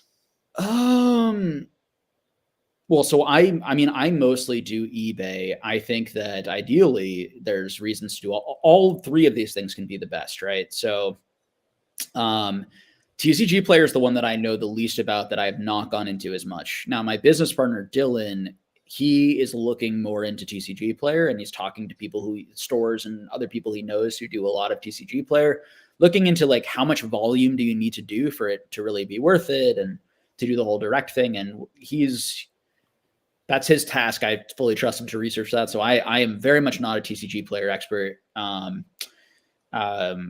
eBay, certain things move really well there. The fee structures, like, if you're below $20, right, the shipping is very cheap. Above $20, shipping, could be $4 or $5 a cart or whatever. It's understanding what you should try to focus on selling where, and then what moves where. Whatnot is a whole different thing. Whatnot is this live streaming platform. Right. I have and people have a very, there are people who have excellent businesses right now. Someone like Sam from Master Set Games, who I got to talk to a bit at the last Collecticon, when I saw him talking a little bit about, he's doing great and he's expanding and hiring more people. And, hopefully that just continues to grow, and Whatnot continues to do well, and some of these other platforms continue to do well. So I think it's really, obviously for that one, you need a streamer, or you need to do the streaming though. So that's the issue with that. Right. That one goes back to our previous point. Yeah, for sure. Yeah. And, as a very generic statement, Ryan, just to supplement a little bit there, is I would say you definitely have a lot of liquidity moving higher dollar cards, $10, $15 and above on eBay. If you can get yourself to a top-rated seller, there's better fee structures. At some point, you can't, even at a level 4 seller on TCG Player, the fee structure is still not as good as it is on eBay. But eBay gives you also the, tracking for, single card envelopes to up to $20, I think, on cards. So there's some benefits there. But if you're moving massive singles, sub $1, $2 singles, TCG Player is pretty good. Make sure your shipping's correct so you don't put yourself in a hole and you're fulfilling orders at 10 cents loss every time you fulfill an order. But you can move a lot of singles there, especially things that are playable, things that are in the meta, things that are in TCG. That's where TCG Player really shines. You still move big cards there. I mean, I moved plenty this week, for example. But again, the fee structure is not as good. And obviously, you have to go off of TCG Player to do your shipping. So whether you're going to Orange Mailer, shout out to Ray at Shining Cards and Collectibles. He's the one that turned me on to Orange Mailer. Whether you're going there to do your labels or you're going somewhere else, you can't do them on TCG Player. So whereas eBay, it's all in one place, it's clean. Print them all, you're good to go, and you start packing orders. TCG Player, it's a bit more manual. So yeah, some things to think of. Yeah, good stuff. All right, so let's jump back over. So we talked about brick and mortar. We kind of moved away from that. One of the things I'm also very curious about is when you started your Patreon. I think it was around July 1st, 2021 is when you actually started. I saw your Instagram post to say, hey, today, we're going to be going live. Or we're going to be talking about the live of Patreon.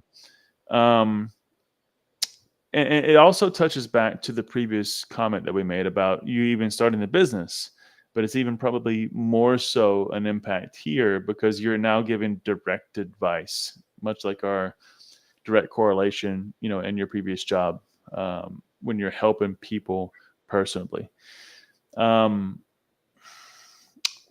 Why Patreon? What was the reason to say, I want to do the Patreon? What were you looking to see that avenue open up for you? Because that's one I've thought about as well, and I've struggled with myself. Well, I started a Patreon because I wanted to make money. I wanted to make money from all of the time and effort and energy, and I felt like I was putting so many hours into the YouTube channel and into all sorts of things and giving away, frankly, like lots of stuff that I think had a lot of monetary value. I was doing some consulting for people who, we were talking about $100,000 deals just in conversations, right? And I was, giving specific advice for certain situations. Now, whether my advice was correct or not, it's again, I don't pretend or have ever said that I can, predict the future or whatever. And I tend to try to talk probabilistically. And when you talk probabilistically, you actually can be pretty accurate, right? But the result doesn't necessarily match. Yeah. Anyway, right. Have a whole conversation abstract. About people who are thinking, who are good game players and investors versus people who think in black and white, which is not a good way of thinking about this stuff and making money long term. But anyway, I just got off track. But why did I do a Patreon? Yeah, so Scott Pratt had I believe at that time, the only other Patreon, or the Patreon that was sort of similar. And so I modeled it after what he did. And he was very successful on his, and and I wanted to add some new elements that he wasn't doing. I wanted to add more of an engagement element and a live element, and also eventually a Discord element, and then like an office hours element, which is where people can come in and just like hang out and ask questions, or just, and then I think part of what's been nice about it is there's a lot more of a social element. People have met each other, right, through there. Like other valuable Discords have kind of sprung from people who were there. I would never pressure anyone to pay for it. It's a way you can support us, and there's a lot of there's a lot of knowledgeable people in there, and Dan and I think are knowledgeable, and give a lot of our time and energy, but there's also lots of free stuff, and it's just not a big deal, but like, I like money. I like making money. And I want to make more money. The ethical side of me wants to make more money so that I can be more generous, and so that I can be more, take care of my family and take care of myself. And then the anxiety part of me wants to make more money so that I can feel safe and secure. And then the insecure part of me wants to make more money so that I can feel like I'm a success and that I'm competent and that I'm worth it. Right.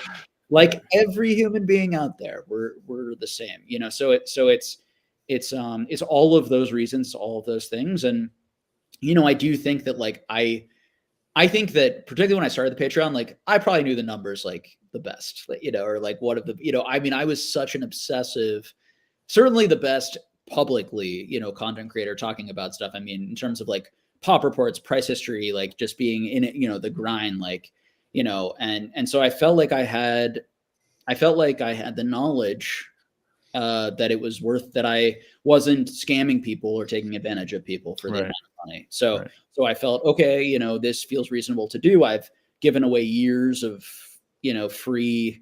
all free stuff and never asked for anything, and this was an opportunity where people can pay if they want, if they think it's worthwhile, or if they just want to support me. And I'm not super comfortable with that, but it's also like, I like money enough that I was willing to do it, I guess is the way to put it. Right.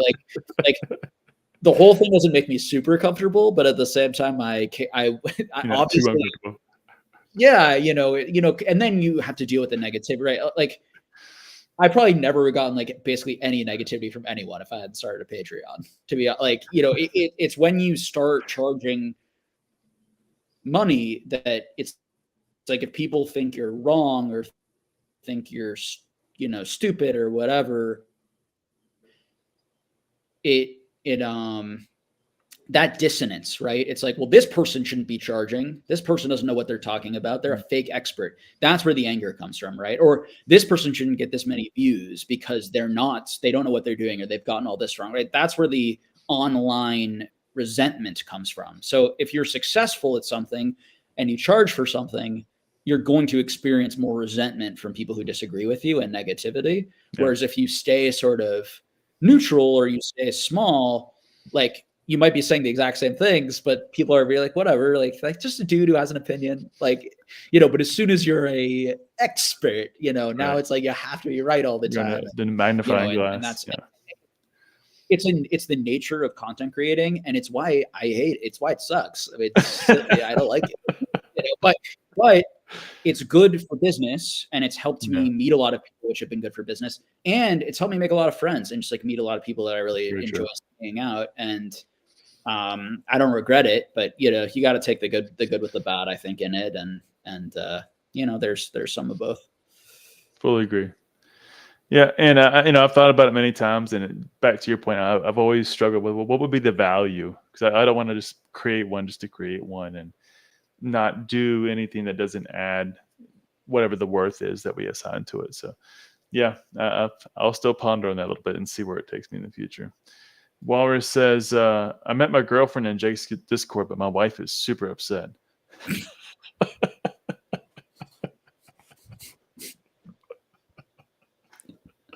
Love you, Walrus.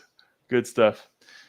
Jackson, if you're losing 15% every second you watch this, I suggest you turn it off immediately. Turn it off immediately. Go do whatever it is that gets what are that you money losing back. 15% of? I don't know. Of your sanity, like of your cards, of your net worth.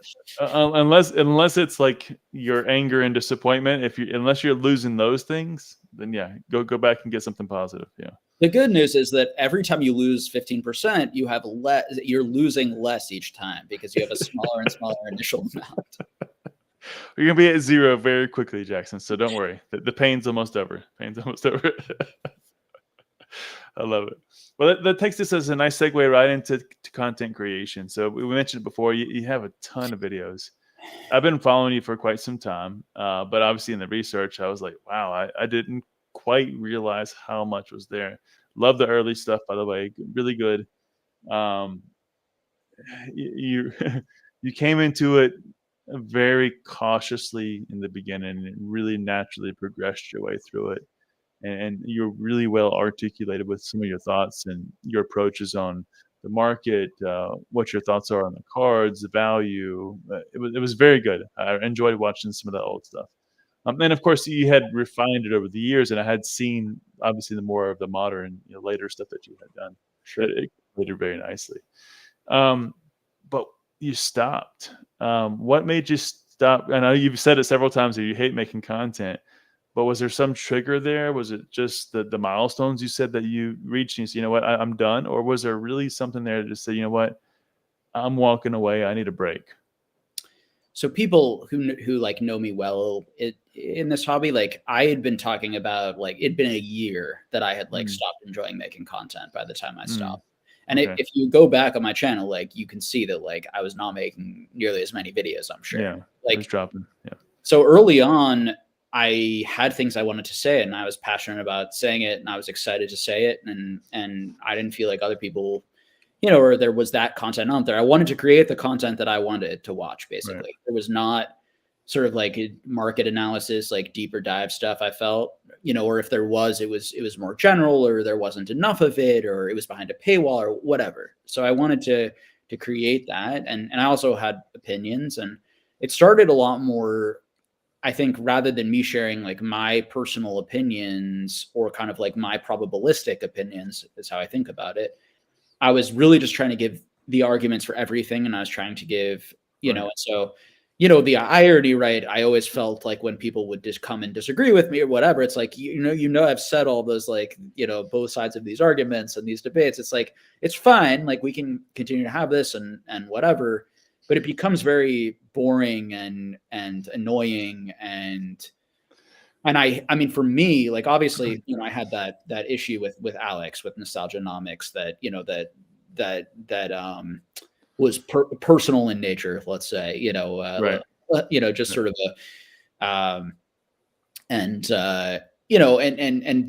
those types of interactions, which I had with lots of people, just sort of the like, Jake, you think this, and this is what you've said, and this is who you are, and this is what you do, and, telling me who I am. And, it's like, people are entitled to their opinions, but they're annoying to hear when they're frustrating opinions that I don't want to hear. Right. Like it's like, but that's the nature of being a content creator is that. And, Right. so I think it was the combination of like, I'm so bored of talking about the exact same things over and over again. And I can't believe people still want to listen to me and listen to this. And, and people weren't listening, right? I mean, it was more people were coming just to hang out in the chat and see each other in a communal place. For sure by the end, right? Ironically now, if I started my channel again, there's probably new people who would maybe find some Fresh value, crowd. right?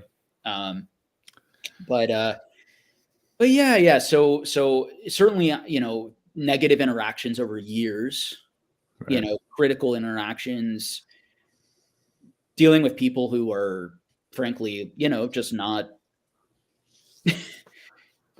have a little bit of like an illness and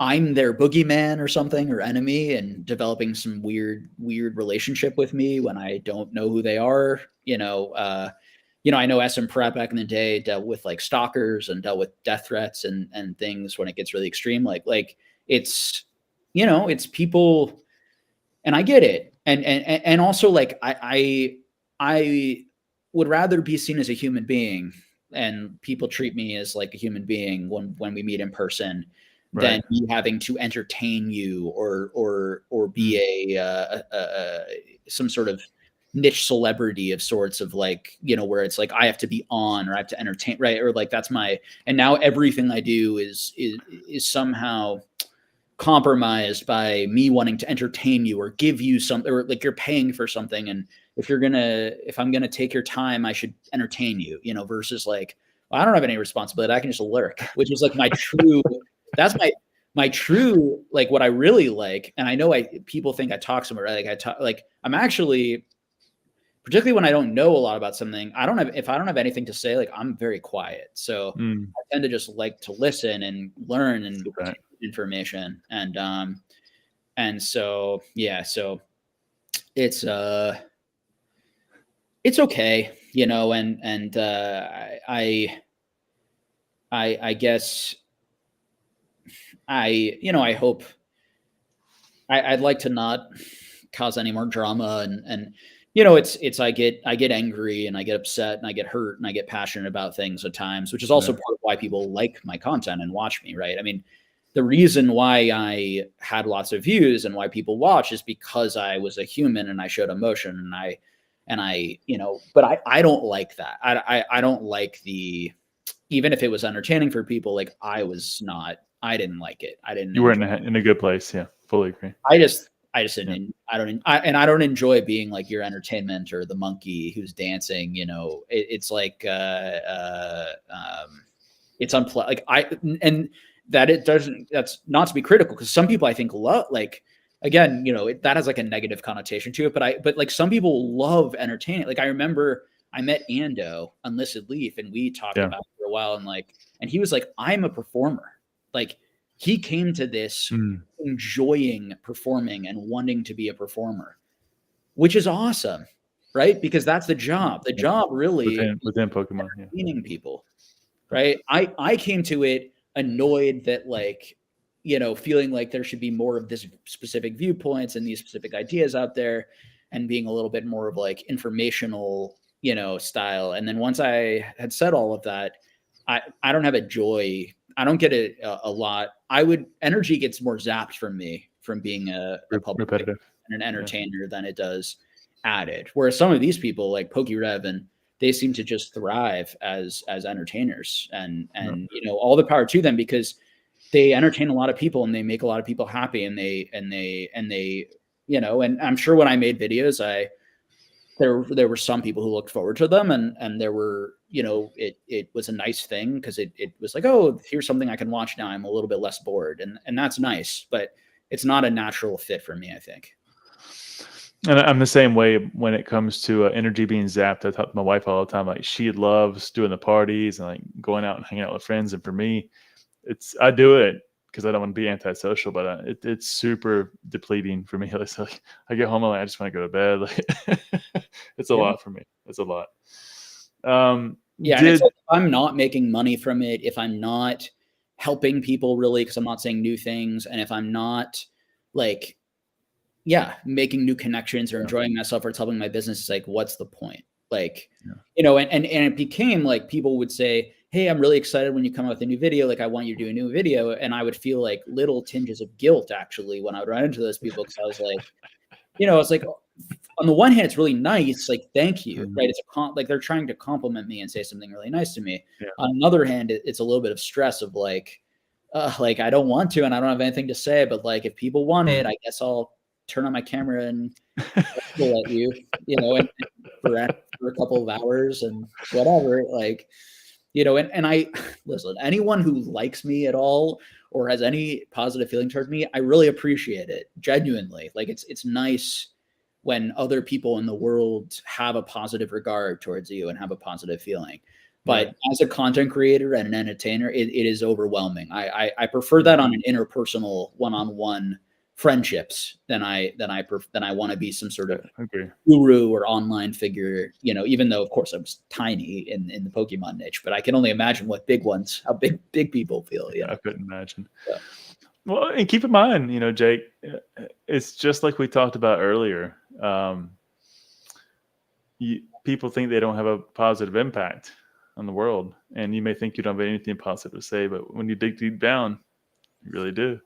Right. So just your presence and being there and talking about whatever is happening in the market or news of the day and a couple of new thoughts or perspectives, I think sometimes that adds a lot to people. So I think that some people they're happy I'm here and doing this, and there are other people who wish I was not in the hobby and wish I was not doing this. And it's really the problem with being an entertainer, a content creator, all these things is like, it's a show. Yeah. When you don't have to do that and everyone watch it, right? When you can just be with people who it's worthwhile to spend time with, because it's worthwhile for you and it's worthwhile for them. Like, it's not worthwhile for people who dislike me to hate watch me, for them or for me. It's not, it's unfortunate, right? And I'm not upset with them. I think it's natural to hate watch, and it's natural to dislike content creators, the ones you disagree with. It's not even personal. It's a thing of the internet. It's a thing of content creation and entertainment. It becomes an entertainment to dislike someone, right? You become just someone on a screen that right, and they're a hero and you're the villain, right? This type of stuff. And I just don't like it. So for me, I don't want to be anyone's hero. I don't want to be anyone's villain. I want to spend time with people who I make their lives better and they make my life better, and we appreciate each other and we get valuable things from each other. And there's going to be plenty of people that I don't have anything to give. And in fact, I'm an irritant, and and they don't like my personality and they don't like my views on life, and we really clash, and that's okay. Like that's to be expected. True. As you said a few times, it's life. That's the way life goes. Yeah, it's to be expected. It's just when you're a content creator, you're putting yourself basically in front of a lot of those people. Where in normal life you could just exactly. There's a lot of people that I just don't particularly like personally. Like, not a lot. There are some people I just don't particularly like personally, and I don't enjoy them. And anyway, whatever. Yeah, he's talking about you, Walrus, just so we're clear. Everything's always about you, Walrus. That's the everything. Always. We're always on the See, he says, Jake, I want you to let you know. Excuse me, I wanted to let you know that you're my hero and my villain. Perfect. A little bit of the good and the evil, the light and the dark. All right. Well, let's change over a little bit to speak about the market for a few minutes and see what your thoughts are on some things. And one of the first ones that kind of comes to mind is this big move we've been seeing, at least partially, not fully, but this big move we've been seeing within Sword and Shield. What is your thoughts on it? Has it reached this point of maturity, if you will, that okay, we're running out of print? These cards are obviously desirable. We don't have maybe as much to choose from. In my opinion, we do. But some people may believe we don't have as much to choose from Scarlet and Violet. Let's go back. What are your thoughts on some of the growth in Sword and Shield, and what are you maybe thinking it's going to do next? Sorry, I think I missed part of that question. So what are my thoughts on Sword and Shield era? And then what are my thoughts on like Scarlet and Violet relative to the Sword and Shield era? More or less the recent growth of Sword and Shield, and where is it going to go next? Gosh, I mean, I have no idea. I probabilistically, right? Like the way that I think about these things, right? And, Please, if you go on my channel, right, and I talked about different possibilities or percentages that I think this might happen, and I made a video on alt arts and what they might do in the future, and I went through different narratives in my head about like, well, what if nothing good in Scarlet and Violet comes out, and what if a ton of kids and new people came in the Sword and Shield, and these end up being like really important to the hobby in the long run, right? And more of like we have full arts, and then we have like whatever these alt arts are. They become like this category of thing, and these were the first ever, and Pokemon ends up being huge in the future, and they're these exciting, difficult things to pull, and they're these unique, cool, interesting arts, and they're an interesting story and history, right? The issue is like how much of that stuff is already priced in, and that's always where as soon as I say that, it's like, well, everything positive and all of the potential, I'm going to ignore what he said because I hate this guy, and I'm going to focus in on, he said a little bit. He said, be careful, be cautious, because people might already be overpricing these things. Maybe the future of Pokemon isn't going to be as bright as you assume it automatically is, right?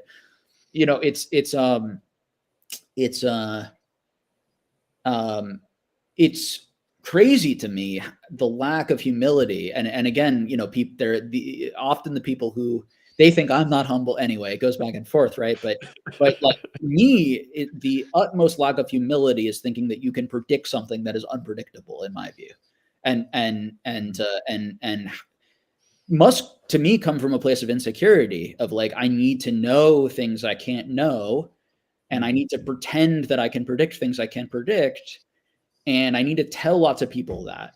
And you know, that's the stuff that always made my blood boil. You know, analyzing the possible trajectories of these things in a probabilistic way, I'm down to always do, you know. And so what I would say is, like, if you know, and I don't remember, it's impossible to remember back exactly what I was thinking my entire time in the hobby, right? But, you know, there were times, you know, a few times always stand out to me. There right after, right around the time Evolving Skies came out, there was this huge "Is modern Pokemon dead?" Moment that I don't know how many people remember, right? But because it was very short, it was just a few weeks. There was like Rudy videos. This is when Rudy bought like thousands and thousands of boxes. Like lots of us bought boxes at like $78. Evolving Skies even came down to like $95 a box at that time. And like there was this really negative sentiment. When that was happening, I made bets in the positive, probabilistically, saying that feels too negative. Let me place some small bets on these sets and to buy into these sets, and even as a bit of an investment, right? But now that they're, you know, once it went up to 180 and then 350 and then 380 and then 420 and then 600 and then 650 and whatever it's at right now, you know, 650, 700, like, hey, I have no clue why or what's going on there or what's driving that set, and how much of it is genuine collector interest, how much of it's being opened, how much of it is speculators, how much of it is market manipulation. And by the way, and nobody else knows. Okay, so it's unless you're the one doing it, like actively, right?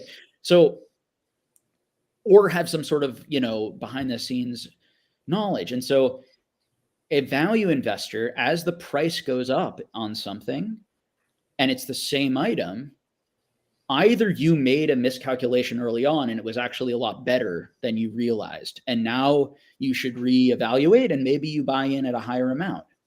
But generally speaking, if you didn't buy it before and it now is 5x'd, it's 5 times a worse buy now based on your initial calculation. And you should not let prices dictate your underlying analysis of items. This is what value investors do. Okay. So, and that is in my opinion, the only way to invest. The only way to really actually, there are 2 ways. There's that way, and then there's what I'll call like social arb momentum investing, which is you're more following trends and you're trying to ride them up. And are there people who like can do that successfully over a long period of time? Maybe. I'm not fully convinced by it. I think, you know, the longer you do that, I feel like the more likely you are to be wrong, and to be wrong in a big way. And I guess I just feel like human nature makes people bad at that. Like naturally, people tend to value things more as they're going up, and that value continues to increase as it goes. Like no one was that. Trust me, no one. I was offered so much Evolving Skies at $380 a box. People were trying to dump their positions. But then as soon as it went up to 700, people were asking me, do I have Evolving Skies to buy? Right? This is the rationality, right? Of the market. But it's also, when we say rationality, it's a natural cycle of like, I am always aware that can happen at any time and drive anything up hugely. So anyone who says to you, this won't go up to 400 or 500 or 700 or whatever, they also are not thinking probabilistically and not understanding the nuances and the way that any of this product can explode up in price at any time like that.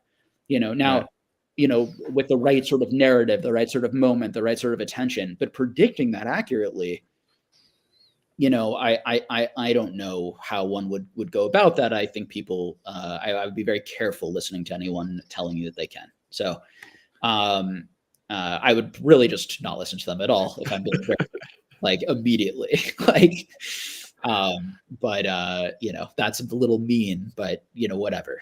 People can, you know, and I don't wish any of those people harm, but you know, whatever. That's my anger, you know, a little bit of my anger, you know, and frustration coming out. But yeah. So what do I think? What do I make of it? interesting. It's an interesting ride. It's interesting to watch. I don't know what's going to happen next. I'm not going to sit here and say, I didn't buy these products at $180. I didn't buy Evolving Skies at $180 as an investment. Right. I bought it at $95 as an investment at a, partial investment, partial flip resale. I didn't buy it at 180. So I certainly don't think now, and I haven't changed my long-term view of that. So I still think, I still think of it as the same. And I think it has the same upside, the same downside. I think a lot of these sets that way, but you look at a set like Evolutions. Like Evolutions is a set that was just highly, in my opinion, moved up in price by just sort of a lot of people coming back in, collecting base set and influencers. Like the biggest influencers just opening that set and talking about how great it was when a year earlier they were talking about how bad it is. I really think that describes a lot of it. Okay. Those two forces, right? These are the original Pokemon plus all these influencers are saying it's so great at the same time. And they feed each other, by the way, because now the audiences are telling them how great it is. And so they're continuing to say how great it is. And there's a cyclical relationship between large content creators and their audiences where they become like a hive mind and they just reinforce each other over and over again. Groupthink. The views and the content reinforce and it's why you see like most content creators who like get big become more and more polarized over time. And they develop audiences that all think a certain way and have like a weird hive mind. That's a good point. It's a sort of a phenomenon, and it makes sense. It's a phenomenon that happens because ultimately they're trying to get as many views as possible. They're content creators. They're trying to make money off of that. So they're trying to appeal to their audience and vice versa. Right. So, anyway, so I keep rambling off into. But it kind of reminds me of cancer cells, how they group and clump together. Right. Yeah. So it doesn't, I'm not shocked by it because I was a lot more shocked by Evolutions because I had never seen it before, right? We had no past history of anything like that ever happening. Now I understand that even a product that maybe there's a billion, however much of it's produced, there's enough demand and enough interest and enough hype and enough passion around this stuff, whatever it is, some combination or investor interest, whatever, that anything can do that right now, like in a short amount of time. So, right. But what is the thing that's going to do that? Right. I remember watching videos where people were saying Evolving Skies is the worst investment at 180. Like I'm a big Modern investor because obviously Modern always goes up and everything goes up. I remember watching this one video, but they said Evolving Skies is the worst one because it's so much more expensive and it's really not better than Chilling Reign and Battle Styles. They're really all about the same as good. And it's just like he could have been right, but the lack of humility and understanding that he's just shouting it's sure that's his opinion, but he doesn't really know. That's the thing. It's the lack of it's people really believing that they have some ability to predict if it's going to be this Evolving Skies or Battles. It's amazing. And then they're right about one thing. And so they think they have some sort of superpower, and then their audience reinforces it. And there's this weird cycle of and then and I remember this from being a guru or whatever in the space to some people, the pressure, people would come to me and ask me what's going to happen on this. And I'd be like, why are you I'm a dude. I have no freaking clue. I can talk to you about the fundamentals. And I remember once, I think it was Mertz or someone was asking me in the Discord, where is the Evolving Skies? Where is the Moonbryon going to be? And I said, well, it could be anywhere between, whatever. It would shock me if it was 5,000. It would shock me if it was $50, but it could be anywhere in between. But if I had to guess, I would say that by the second half of Scarlet and Violet, we're not there yet. One thing I said is that there will be new chase cards that will take some interest away from alt arts. If I have to throw out a guess, right? There'll be new interest that might take away from some of the alt arts. And there's enough of that product that it'll still be continuously opened up. And so a lot more of that will be on the market. And so supply will be up and demand will be down unless there's a bunch of new people who come in and want that card in the hobby. And because of that, the price should go down. but that's assuming that my assumptions are correct, which could be wrong, right? Right. A lot of variables. That the demand is going to go elsewhere. The demand has increased for that set. I think that Scarlet and Violet, at least in the short run, it could be said that, well, Scarlet and Violet has been underwhelming and boring, and most people aren't interested, particularly older 151 people or people who like the first couple of gens. Right. And the alt arts are still where it's at for those people and those collectors, and are still what people are the most interested in, and what's getting the largest amount outside of like 151. Again, 151 Poke, right? So right. You can see those trends, and I can theorize and say, well, probably the people who are spending the most on that, on those types of cards, are people like me and my age, and these are their favorite Pokemon, and they're just not going to be that interested in like the Iron Valiant, like they're not going to be spending, on the Roaring Moon. They're just like, those cards are expensive, but they're not going to be spending $1,000. It's not going to take the attention and the excitement away from those alt arts. Now, will there come a time when that happens? Possibly not. You can't even ever assume that the interest and attention for those could continue to grow. We also can't assume that Pokemon is at a peak right now.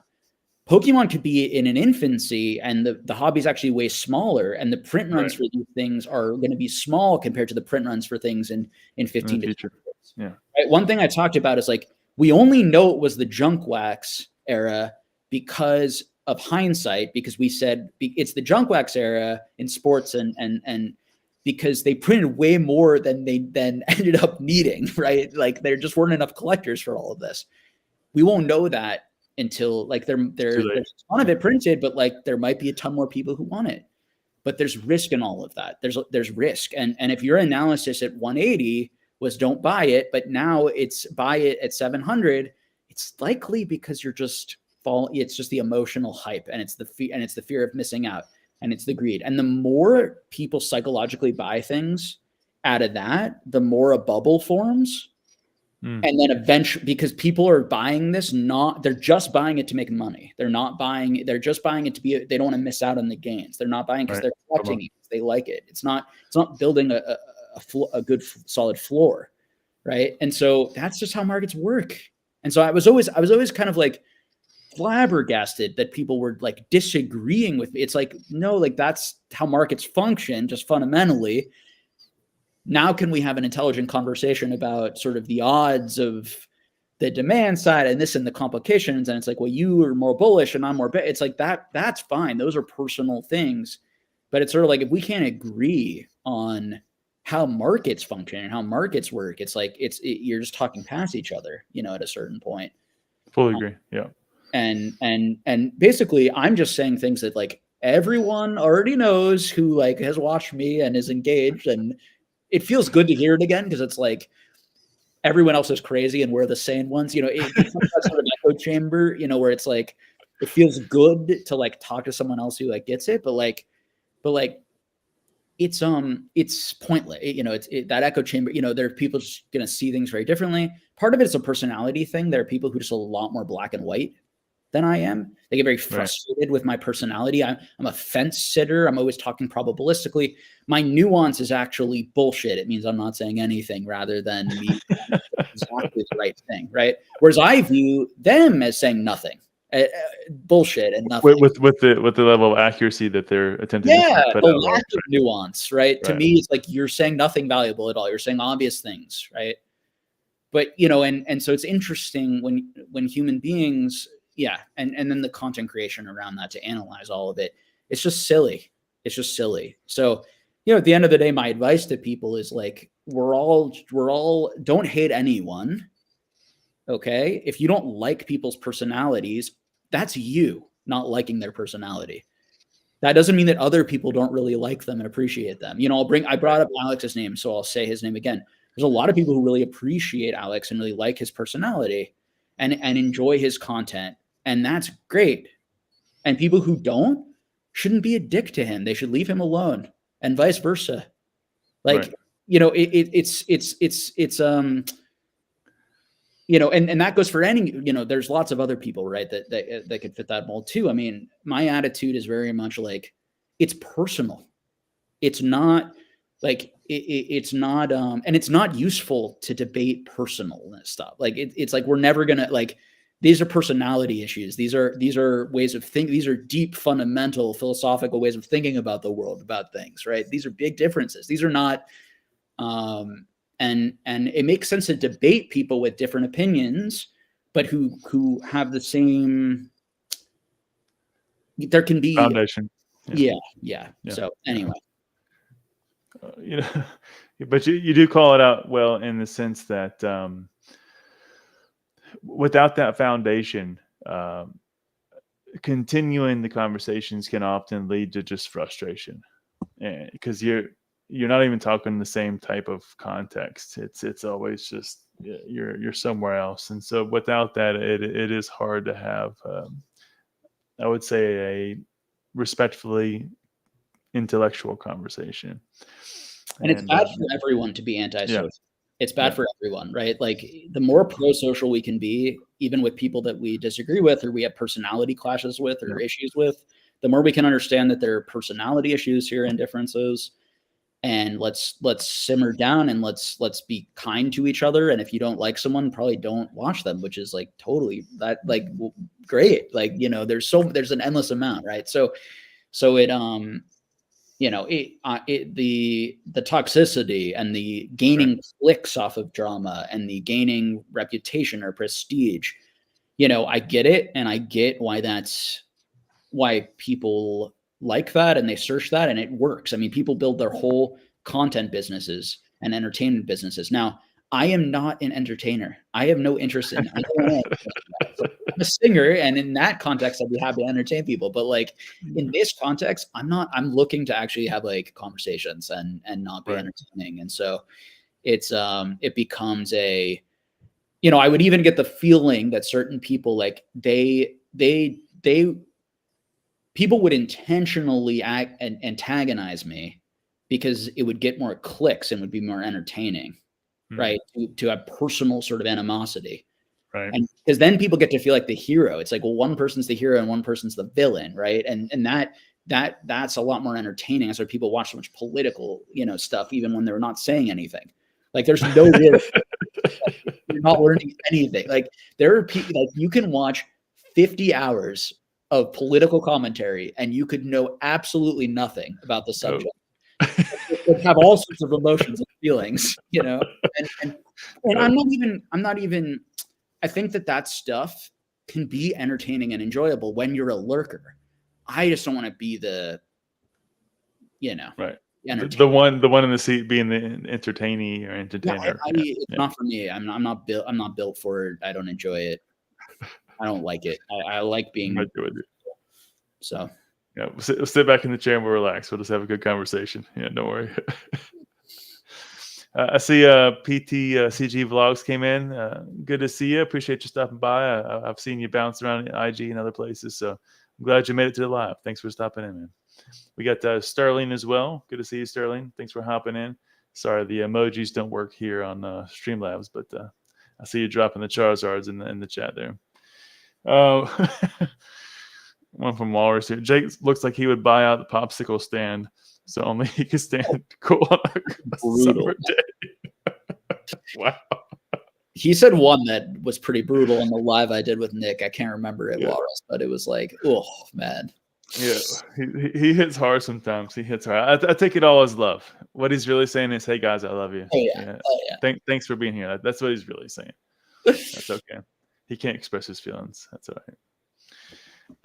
You mentioned it earlier, Jake. I want to hear a little bit more about your thoughts on the overall concept and what's happened. Not really concept, but the overall actions that have occurred in the recent PSA and eBay changes, acquisitions, the vault, Golden. You first mentioned it impacted your business quite largely. Maybe we can start there, and then we can kind of back out and look at it more at a broad sense. Was Vault really a big part of the business that you were leveraging, and now that's really kind of made you force out and move back into a typical auction versus or auction or buy now versus a typical Vault? Well, it hasn't come into effect yet, so it hasn't technically affected my business yet. But theoretically, right, in the future, it's like, okay, this is something that's going to disappear quickly. How is that gonna affect my buying in the future? Even some big decisions I have made already with Dylan, with my partner, I might not have done or done as large if I hadn't expected to be able to sell those type of high dollar items at without that percent, 0%. Yeah, but in the long run, those things don't matter so much. What really matters is the fact that I won't have it in the future for new stuff, because it's just such a great it's just such a great way to move anything slabbed over $250. And you know, that there, you know, I don't grade that much, but I grade maybe 50 to 200 cards a month, maybe. There'll be some months where I grade more because I've just bought a collection that just like was super, super gem minty. But, you know, I'm not looking actively to do that much. But one thing that was nice about that is whenever I'm grading these alt arts, I mean, I'm selling these Moonbryons. I've sold a bunch of Moonbryons, like, and they just pop them in that eBay vault. They sell like full asking, like immediately, right? And it's like, wow, like that, you just double your money with no fees. You know, stuff like that is just crazy. I mean, that's crazy. You know, I was buying a lot of cards. You know, I was buying cards at like in PWCC. I was buying expensive cards, and then you know, 3 weeks later, the annoying thing was how long it took to get to the vault. But 3 weeks later, once it finally cleared all of the process that they have over there and the authentication and whatever, you know, it'd sell very quickly at double the price, or it'd make 30-40%. So, you know, that was nice money. But in the long run, it's just a great thing that has now gone. So now it becomes, how do we sell and move like niche, larger items in particular? But even larger graded items in general, you know, are all impacted. Right. But the niche stuff is sort of like, it becomes really like not that desirable to have that stuff at all. Like particularly the niche stuff that you liquidate quick, because now it's like, well, the margin's been cut into 16% and liquidity kind of sucks on this item. You know, it's like, I can make money on it, but I'm just not interested in it anymore. Like I would have been. So like for a while I was buying like lots of like Neo-Japanese shinings. I was making a lot of money on those, for example, just like, you know, specific thing, but it's a niche item or niche, however people say it. I go either way. Don't worry. Yeah, me too. Are you in Dubai? Yeah, I sure am. Somebody mentioned earlier. I said, man, I didn't know you lived in. What do they say there? I'm kidding. No, I'm in North Carolina. It's just the background. Yeah. That would be cool. Sorry. I thought you actually lived in Dubai. No. It'd be late. Well, actually early, I should say. It'd be early. But no, yeah, I fully agree in some of that context. And moving those items at that price range, or I should say at that 0% fee, it's just not going to be a problem, or not going to be an option anymore. But I'm really curious on your thoughts on, do you see any benefit now of this now being connected to PSA and moving straight from PSA into the vault?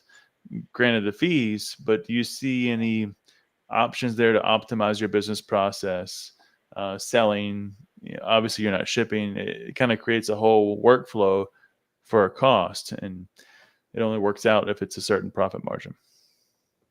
Yep. Yeah. I mean, I'm hopeful that liquidity, ease of access, like this stuff will be improved, and that'll help me as a business. The issue with making things easy, though, is that then I lose some of my competitive edge. And so this is something that people hate to hear, because it's like, well, what a jerk. Like, he wants the true collectors to not have the same. It's like, and this is like why people hate Wall Street. It's like, well, like, yeah, like people who have a competitive advantage because they have more knowledge than you, because they worked harder, because they have more money, you know, whatever it is, like, it sucks when they lose that competitive advantage because of something else that makes it like, it's this weird, anti-capitalistic view of things, that it's like, well, everything should have no value, and everyone should have no skills. And like, it's like, what? Like, where are we? Like, you know, there again, the answer to most things from my perspective is always in the gray and in the nuance. It's like, I'm not a pure capitalist. I'm not a pure communist. You know, there are reasons why these things improve our lives and why these things don't. Anyway, I'm getting into the philosophical weeds again, but That's all right. But I always get to go back to the eBay vault question. So for me, I'm going to be we're gonna have to see what the fees end up really being in the long run. We're gonna have to see what kind of liquidity or what kind of speed they can add in. Maybe it makes sense to everything I grade to send through the vault, just direct through PSA, but the stuff that I just buy, I just list on eBay myself or I don't know. There's going to have to be some incentive there though. And I assume they know that. We were just talking about it in office hours today in the Patreon. Like we were having this discussion and people were sharing sort of what their plan was or, and asking me and asking others kind of how are we going to adapt, how long, and then even just like over the next 3 months, like what's the game plan here? Do we try to just like blitz and are we going to auction our stuff on the vault? Are we going to try to move are we going to slash our prices so we can get rid of it? Or are we going to, and it's like, well, yeah, all that's logical, but it's there's often not an obvious right answer. And that's why, that's why we're talking about it. I think what's funny is that things that get talked about usually don't have obvious right answers. Because they're like the things that are obvious are boring. So they're not really worth discussing. So okay. Anyway, so I think most of the things that get debated and talked about are probabilistic, are those nuances, and where we can go back and forth and debate like, well, auctioning has these risks and it could push the market down, and maybe eBay takes 6 months and not 3 months or 2 months, or maybe it happens right away and, we get stuck with things. Maybe, how much of the prices have been just pushed up recently on expensive vintage slabs, which the prices have been going up generally by the eBay vault. What was the eBay vault effect? And then if that disappears, how much will that impact it? But then you look at, but these prices are going for that much also worldwide, and they don't have access to the eBay vault. And there's, so anyway, there's a million things you can say and analyze. But at the end of the day, once you've gone through all the data, it's still, there's too many variables to, I think, accurately predict. So it becomes usually my answer in those situations is I do some of each, I do some of a variety. So probably the stuff that is like the most that I think will do the best in auction, maybe we'll auction some of that, but I don't know. I'm really not an auctioneer, so I don't know. We'll see. Because you don't do consignments at this moment, do you? No, not anymore. No, since I went full time, I had no need to do consignments anymore. But we're actually going to have a consignment business and have started taking some consignments from just friends just to try it out, like private things. But eventually we're going to do, like what Dan does, like what TCA and and SM Pratt, right? We're gonna have consignments. This is going to massively impact that. What type of fee structure we can offer. Right. I mean, all I can say though in response to that is like, well, everyone's going to be impacted theoretically by it equally. Exactly. So competitively, it doesn't necessarily, it more sucks for people who have sent their stuff to these people. And, and for Dan, I feel for him. He's handling it beautifully and being, as of course he would, and being very mature about it and sending and being upfront and sending great emails to people he's worked with. Right. To try to work through it. But it's a huge deal. I mean, people send him hundreds of thousands, $1 million worth of stuff that they thought they'd be selling for years, without fees. And now it's like, well, what do we do with it? Not anymore. Yeah. Did you see, or did you have any thoughts on the other side of that whole transition and acquisition? So with Golden being acquired by eBay, do you really work with Golden much? Is that really a thought for you? I've never sold anything on Golden. I buy from Golden when there are good deals on there. Okay. I don't know much about Golden. I like the Ken Golden show. Most of my friends are like, that seems like a very odd, like who are in the know maybe a little bit, or like seemed like a surprising, like maybe it was more of a, I don't know, in order to get some part of the deal, who knows exactly. But it's like somewhat of a trade. It's like I don't have any insider knowledge, like first-hand account. It's only second-hand account, and who knows the validity of that stuff and what's opinion and what people really know. But yeah, I would just say that it was surprising. It seemed surprising, and I don't have feelings on it one way or the other than that. I'm not really sure why. Again, pure just thoughts and idea sharing, but I wouldn't imagine for any length of time that, well, for some length of time, because eBay is relatively slow, but not for a prolonged period of time will they let this operate independently. I think they'll eventually consume it within their eBay. Just makes sense from a business standpoint. You don't typically run two separate platforms, two separate auction houses. It would eventually go in, but you never know. You never know. We'll see where it goes. No, I mean, is it a purchase for the employees? Is it a purchase for the name? Is it a purchase for the inventory, for the connections? Is it that Ken Golden has a lot of great connections that eBay wants, and they're or is it because of literally like the warehouses and the space and the physical locations? Made the most sense financially for them. Who knows? We have no idea. So no clue. Purely guessing. Yep. So I hate to do this, but where are we at in the questions, and how much longer were you thinking of going? I can adjust accordingly. What do you need? I'm just getting a little bit tired, and I do have to work. How much longer were you hoping to go? Maybe another 15, 30 minutes. Is that okay? Yeah, I can go 30 minutes. Yeah. Okay. All right. So I'll adjust accordingly. Appreciate it, man. I didn't get a chance to ask you before. I apologize. Yeah. No. And I'm so long-winded that this is the reality. That's okay. No worries. So we'll jump over. I want to do a couple of thoughts with you. And we talked about it a little bit in terms of the impact, but I wanted to hear your thoughts more stepping out of the market now, but thinking about how do we steer clear of groupthink and the cult thinking mentality? What's some of the ways that you've stepped back and look at this yourself and say, am I in that space? How can I ground myself back to make sure that I'm looking at this more abstractly and keeping a sound mindset when I look at this?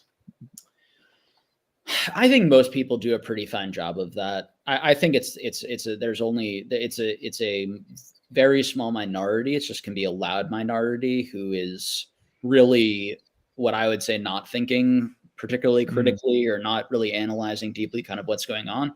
I think a lot of the loud voices, they actually don't care that much. They just like the drama too.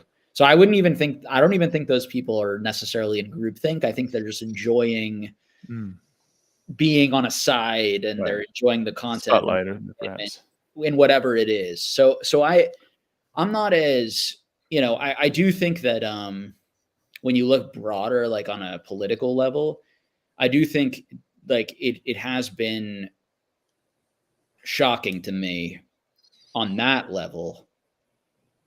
Like certain people from my life, they really do have like really strong opinions about things. And I really don't think that they have reason to have such a strong opinion or cause, and it feels more social, like it's like socially correct or within their circle to have those opinions, or there's some level of like the word virtue signaling, or there's some level of like belonging, social politeness to have those opinions or something, which I totally get. It's sort of like just have those opinions, kind of get along, to sort of get along or to be a part of some community.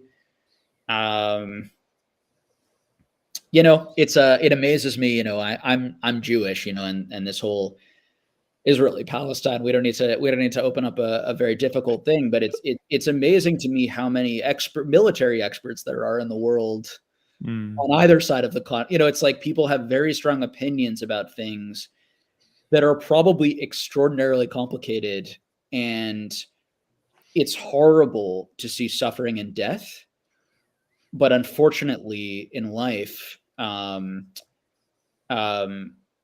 usually when there's a lot of suffering and death, in my opinion, it's a lot of things have gone wrong, and it's probably extraordinarily painful and complicated to undo them. Like once human beings start killing each other, it's probably extremely psychologically complicated for both sides. And To back so, out. yeah, or yeah, just what the illness. What I would say that it's an illness. I don't think human beings, when they're doing well, are killing each other. So, Mm. you know, and it's horrific. So, you know, but this happens in life where, you know, where people become violent on an individual level and need to go to jail, or become violent on a societal level and go to war, and lots of death happens. And it's you know, I tend to always look at these things more from that sort of psychological viewpoint, which is like my training, my background, right? But like, Right. it's just like people commenting, like, it's like, you know, this person who I know has no freaking clue about like military strategy commenting to me. It's just like people just, they see a tragedy and something horrible, and they feel they need to have a strong opinion. When what's most honorable, in my opinion, is when you see something horrible, the most honorable thing to really honor the horror is to honor your inability to really understand, and have the humility to be like, but I think that the people want to solve it. Like when anything is really horrible, Right. we want it to be very clear. We want it, oh, all the Jews Let's are fix it. evil Yeah. and controlling the world, or we want, you know, all Palestinians and Muslims are, you know, are just anti-Semitic and are violent by nature, and the religion's violent. You know, whatever. If we want to take the two most extreme, you know, kind of stereotypes and grouping them into those things, right? We want those solutions, particularly when things are horrible, because it's so painful to see. It's like, this needs to be solved immediately, and I need to have a quick and easy solution. So what I would say, sadly, is that when things are really important, it's the hardest for human beings to Yeah. be able to cope. Like, I think a mature person copes with horror with nuance. And that is sort of a non-human, it's sort of a, some people view that as like, you're being, oh, that's a luxury or a privilege. You know, this was something I dealt with in my grad school, right? It's like, it's a privilege to look at thing in a nuanced way. And my response to that was always like, if you really want to solve a nuanced problem, the only way to solve it is probably in a nuanced way to unpack it. And so if you're not having that discussion, you're really not doing anything. You're just sort of venting emotionally on one side or the other. So anyway, that's my general take. And so for groupthink, I think that what fights groupthink is people saying what I just said, and people saying that to each other, and people saying that to lots of people. And so when you take in information, be like, am I being entertained by this information, or am I actually learning about this conflict in a way that I feel like is by people who are experts in it, by people who are talking, you know, listen, it's whatever. It on an emotional human level, you know, it's disgusting. So, you know, what's happening, and there are lots of disgusting things happening across the world, and people being, you know, I mean, Africa, and tons of things in Africa and Middle East, and, you know, anyway, poverty in this country, and homelessness and drug addiction in this country. Right. I mean, it's there's lots of things that fit that, where it can be very easy to be like, well, if we just elect this person, or if it's just this idea or this concept or this simple thing, then that wouldn't exist. It's this person's fault. You know, it's like, anyway. And there's a great quote here that comes up with that. It's, you know, calling it lunacy makes it easier to explain away the things that we don't understand. Right. Yeah, And it's just like if you pushing it out and say, don't understand something, you know, a good first instinct would be to probably try to understand it. You know, I don't really understand it. Maybe there's something to this, you know. Good stuff.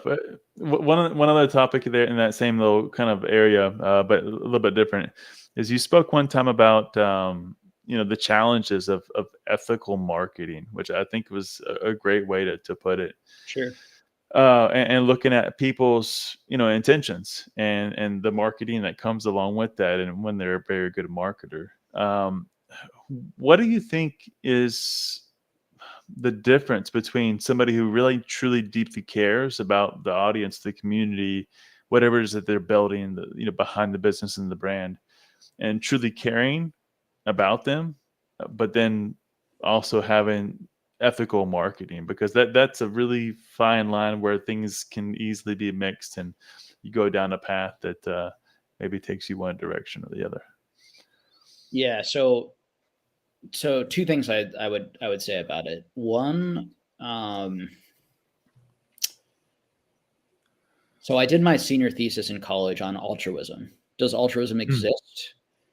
What is altruism? How do we define altruism? So the meaning of altruism is basically, we can look at it from a few different, we can look at it as an experiential, like psychological impulse, which is an impulse to help another, even when it lowers your own, if we want to talk in biological terms, your fitness, or winning in sort of your fitness level. So for example, like, I jump into the freezing cold water to save someone's life. I might die. It lowers my, it's an altruistic thing to do, particularly if I'm not getting any benefit from it, if I'm not getting any secondary reward. So what often people will say, right, is that, well, there is no real altruism.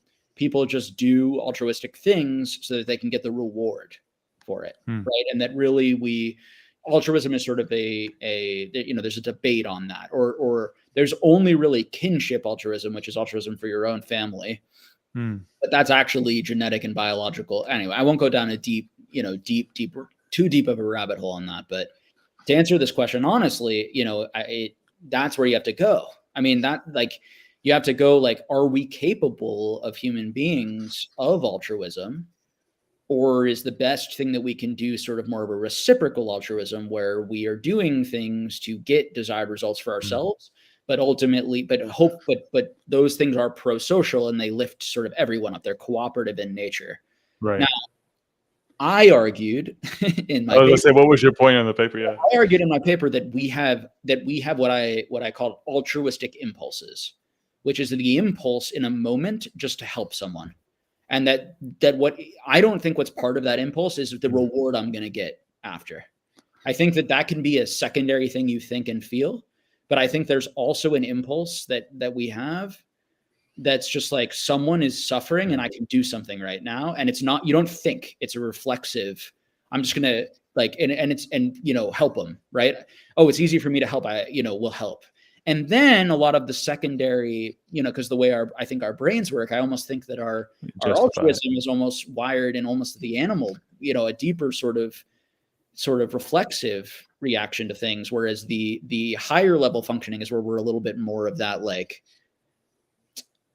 capable of, let's say, manipulation. And I'm not using that necessarily in a negative term, but like where we can sort of more intentionally manipulate our environment intentionally, versus just sort of like, I saved you. I wish I hadn't, now that I have a second to think about it, but I just did it because I had that impulse, right? So I think that clearly, I personally think that impulse can exist, but what we're talking about here is more of a higher level sort of, when you're building a business and when you're trying to be thoughtful or intentional or whatever. Game theory, one thing in game theory, so a big part of my paper, what I wrote about, was that individual natural selection is actually not what's happening in the world. So this sort of like this Darwinian idea of like natural selection of individual genes is not the best way to describe what's happening. I think it's better to describe things as happening in groups. So things are selecting each other. So if you have one gene, that impacts all of the other genes, and selection actually happens. I see. From the bottom up together, because it makes sense to have this gene if you have this gene. If you have this gene without this gene, it wouldn't make any sense, and that can also be said on a societal level and on a larger level and on a universal level. So that groups of people individually select each other over time. So game theory and economics will talk about this from the perspective of altruists and cheaters. And so if you and I do a business deal together and I cheat you, I am going to win the deal, likely. If all things being equal, unless you're like way better at dealing than me and you're smarter, and I cheated you and you still won, whatever, right? but I probably got the best of it, and you probably got hurt by it if I'm a cheater and I really cheated you in the moment. Now, theoretically, over time, humans are being selected for being intelligent and good at spotting cheaters. So on a genetic level, right, where we become better, over time, we're being selected for people who are good at assessing who are altruists and who are cheaters, who are reciprocal altruists, who are cooperative and who are not. And so over time, society is likely getting more cooperative and less and able to more effectively look at the long term, and less impulsive and violent and short term. So there's still a competition going on, but it's more sophisticated. So now you and I are doing this deal, and I would do better if I got that extra 5%. You would do better if you got that extra 5%. But we're both realize that if we both make money, we'll be able to continue to do this, and that will actually benefit us in the long run, having a mutual partnership that can go forever. Now, cheaters will always rise to the top. So the people who will rise to the top are the people who are really good at cheating and who cheat in a really effective way, where they maybe only cheat a little bit, or they cheat as much as they possibly can while not being kicked out of the altruistic group. I love it. And so that is just the reality, right? So the most altruistic person who's always altruistic is going to be terrible at games, probably, who can't think competitively, those types of things. Now, there are plenty of things they might be great at, but so this is where we get into like, what type of person do you want to be? Right. Do you want to be the ultimate game player do you want to make them as much money as possible? And do you want to be totally, or do you want to not maximize that because you prefer to exist in a place where you make a little bit less, but you're acting in accordance maybe with your internal values or something like that? And this is where ethics and morality kind of meet, intersect with this sort of stuff. And that's where the human choice and the experience becomes really interesting. And so I think people who are aware of these dynamics, then you can more assess, well, what have I been doing up to this point? Maybe you can make some choices. And this is where the concept of free will is very fascinating, right? Which is like, do we really have free choice? Is it all determined? Blah, blah, blah. Like, those arguments don't really go anywhere, in my opinion, too far. But the concept of experientially, we experience what we would call choice, the feeling, the human experience on the psychological level, whether that's really choice, whatever, we can debate that, but we experience choice. Okay. Now your ability to choose. So this is where I judge people ethically. Okay. There are two different ways to judge someone, in my view. One is, are they a good or bad person from a sort of like animalistic, like they can't help it perspective? They're just not very self-aware. And so they're just sort of like acting more impulsively, and they're just doing it. Right. But then, and they may behave in a variety of ways, but then you have a person who chooses, who is aware actively of those dynamics and makes the choice or conscious choice, intent to do certain things. Now, those people are potentially dangerous, but also can be great. So, and that's where I don't really believe that people are good and evil so much as like you arrive at those points, and it's interesting to see what you choose as a human being. And in my mind, like,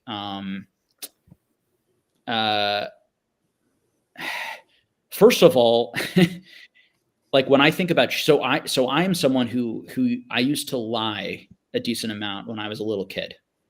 This was me testing out, right? It testing, when kids lie, part of it is testing out. They realize instinctually, particularly the brighter ones, honestly, tend to do this more often than not. They realize instinctually, like, oh, I can get more and do better and get away with this. Yeah. Right. Now, some people grow up with family members or parents who like are sharp and see the lies and don't let them get away with it, and like be like, no, you never lie. This is something you never do. And those harsh punishments can make people afraid of lying, so they never lie again. So one reason why people might do the correct behavior is because they're terrified to act any other way, not because they really feel like they're in control of themselves. So this is where this is where like choice or not it becomes, because I think the highest level is actually choice morality versus fear morality, or fear, you know, and Right. even though and the person you can experience based. Yeah. Anyway, so it's we're really getting off the deep end there. No, I like it. I love it. It's I hate that you're tired. I would love to do this more another time. We go down a rabbit hole, but it does remind me a little bit of, and not exactly, but you know, Jordan Peterson's quote around, you know, you want to be a monster, but you want to control it. Right. Sure. I mean, you know, and Yeah. to me that comes from a place that's more of a place of like, because we do not live in a world, because we live in a world with cheaters. If you don't have a little bit of a cheater in you, you won't recognize another cheater. Right. You won't even be aware of that. And so you won't know when to kick the cheater out. Because once you recognize the cheater, don't let the cheater take advantage of you, kick them out. And that's sort of your own ability to serve yourself, you know. Yeah. I love it, Jake. Well, we'll wrap it up with two last questions, like we typically do. Thank you so much for all the extra time. Again, sorry I didn't talk to you before and kind of keep you a little bit longer than expected. But I'm enjoying the conversation a lot. I'm honestly just exhausted. That's where I'm getting. So I just can't do it. No worries. Longer. No worries. So here we go. You know, a Pokemon hobby, it can be so much fun. Like many other pleasures in life, it can also be very addictive and harmful if not handled properly. What advice would you give our fellow Pokemon community and hobbyists to kind of steer and have a healthy relationship with this, or really anything else at a very abstract level? To have a healthy relationship with the hobby. Yes. Gosh.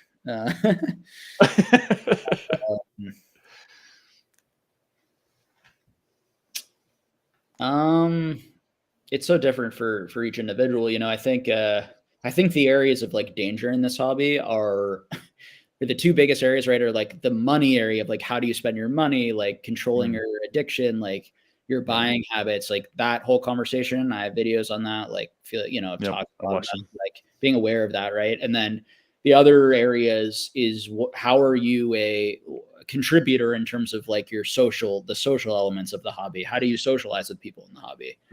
You know, are you here to to make yourself wealthy, you know, or, you know, is that your main goal? Are you willing to also help people, and how much? And, you know, there's you as a person have individual things that you want to achieve that are very individual. And then you might have some goals that you want to achieve in groups, and being aware of how that impacts everyone. You know, I think spirituality to me, and is the recognition that the game that you're playing is just your game and is kind of insignificant compared to the game of the universe or the game of God. So to me, that spirituality sort of naturally lifts you a little bit outside of just like it gives you more space around like, oh, I don't have to optimally play every game. I don't have to be the most handsome or the best, because I'm, you know, maybe I'm in, you know, I'm amazing and full.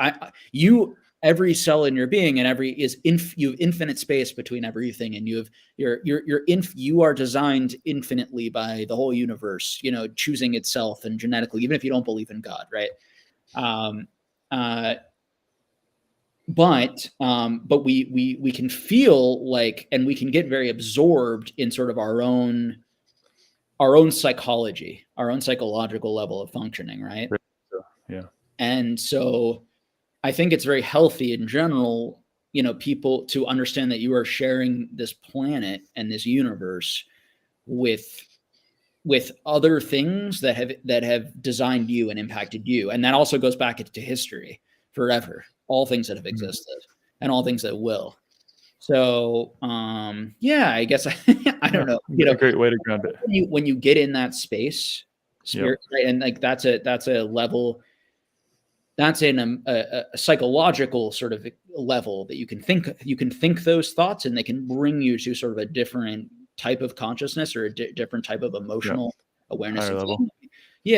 Higher level or a different level, or, you know, certainly a broader level. You know, I think for sure religious people would certainly argue that it's a moral, that's better, or that's a goal, or they might, certain religions, depending on your religion. I'm a little bit more like, all of these things seem to be beautiful and have a place, because if you're in that, then you're not defending yourself from the cheater. You know, I don't know. And again, I'm just a human being, and I'm just trying to explore this planet like you and everyone else, and trying to come up with their own interpretation, you know, of whatever, you know, and I'm very fascinated with religion. I love religion, and religion's a humongous part of my life in terms of studying religion and trying to understand, you know, different religions. Anyway, that's something I, you know, people tend not to want to listen to on a freaking Pokemon podcast. We make a good round for 2 there. Yeah. Anyway, so but I do think that stuff and that consciousness that can help you, having space around your impulses and space for awareness of the bigger picture of things, can help you have more control over yourself. And if we want to talk about free will and what control looks like on a psychological level, that's where control in my mind exists. That's where free will exists, in that sort of spiritual space, where you're not sort of a slave to your own impulses and your own mind and your own desires and your own needs. And that's what makes humans very interesting. I mean, we're very sort of interesting creatures, that we experience all those sort of levels at once, a lot of the time. So, and it ties back really nicely to, you know, your opening comments on why you chose your career path, and connecting to that human psyche and understanding the human experience and not just the chemical nature of it. And I love how you tied it back to kind of stepping out, and as you stated it, having that broad view, being able to then bring you back down in a sense and ground you to your current daily actions, and make those a bit maybe more thoughtful and perhaps healthier. So good answer. It feels very inappropriate to care too much about yourself. Like in a cosmic, they're right. Like, and I don't know how quite to put it, but because it shouldn't be like a despair or I'm a worthless, you know, I don't think that's the message either, you know, but anyway, there's however wise spiritual people, you know, that idea, you know, I do think that there's a lot of merit to that. And I think that people who exist in that space or have awareness of that are far less cheaters, and they're far more naturally altruistic, and they're far more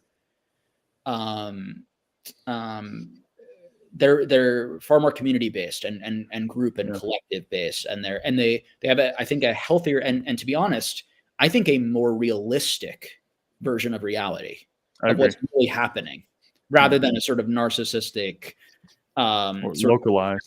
localized sort of my own feelings, my own emotions, my own thought, you know, whatever it is. And I think developing that's a great way you can help the Pokemon community or any. Perfect. We'll end it with this, Jake. I asked all my guests one last question to top us off for the night, sir. Sure. When we leave the hobby, as we often will one day in the near future, hopefully happily with a smile on our face, what legacy do you hope to leave in the hobby when you're gone, Jake? I don't think about legacy. I just hope I didn't. I have personal. I have things that are. I have character flaws, and I hope to hopefully minimize some of those and maximize some of my better character traits, you know, in my time in life, you know, and whatever I do. And, you know, I don't know. It's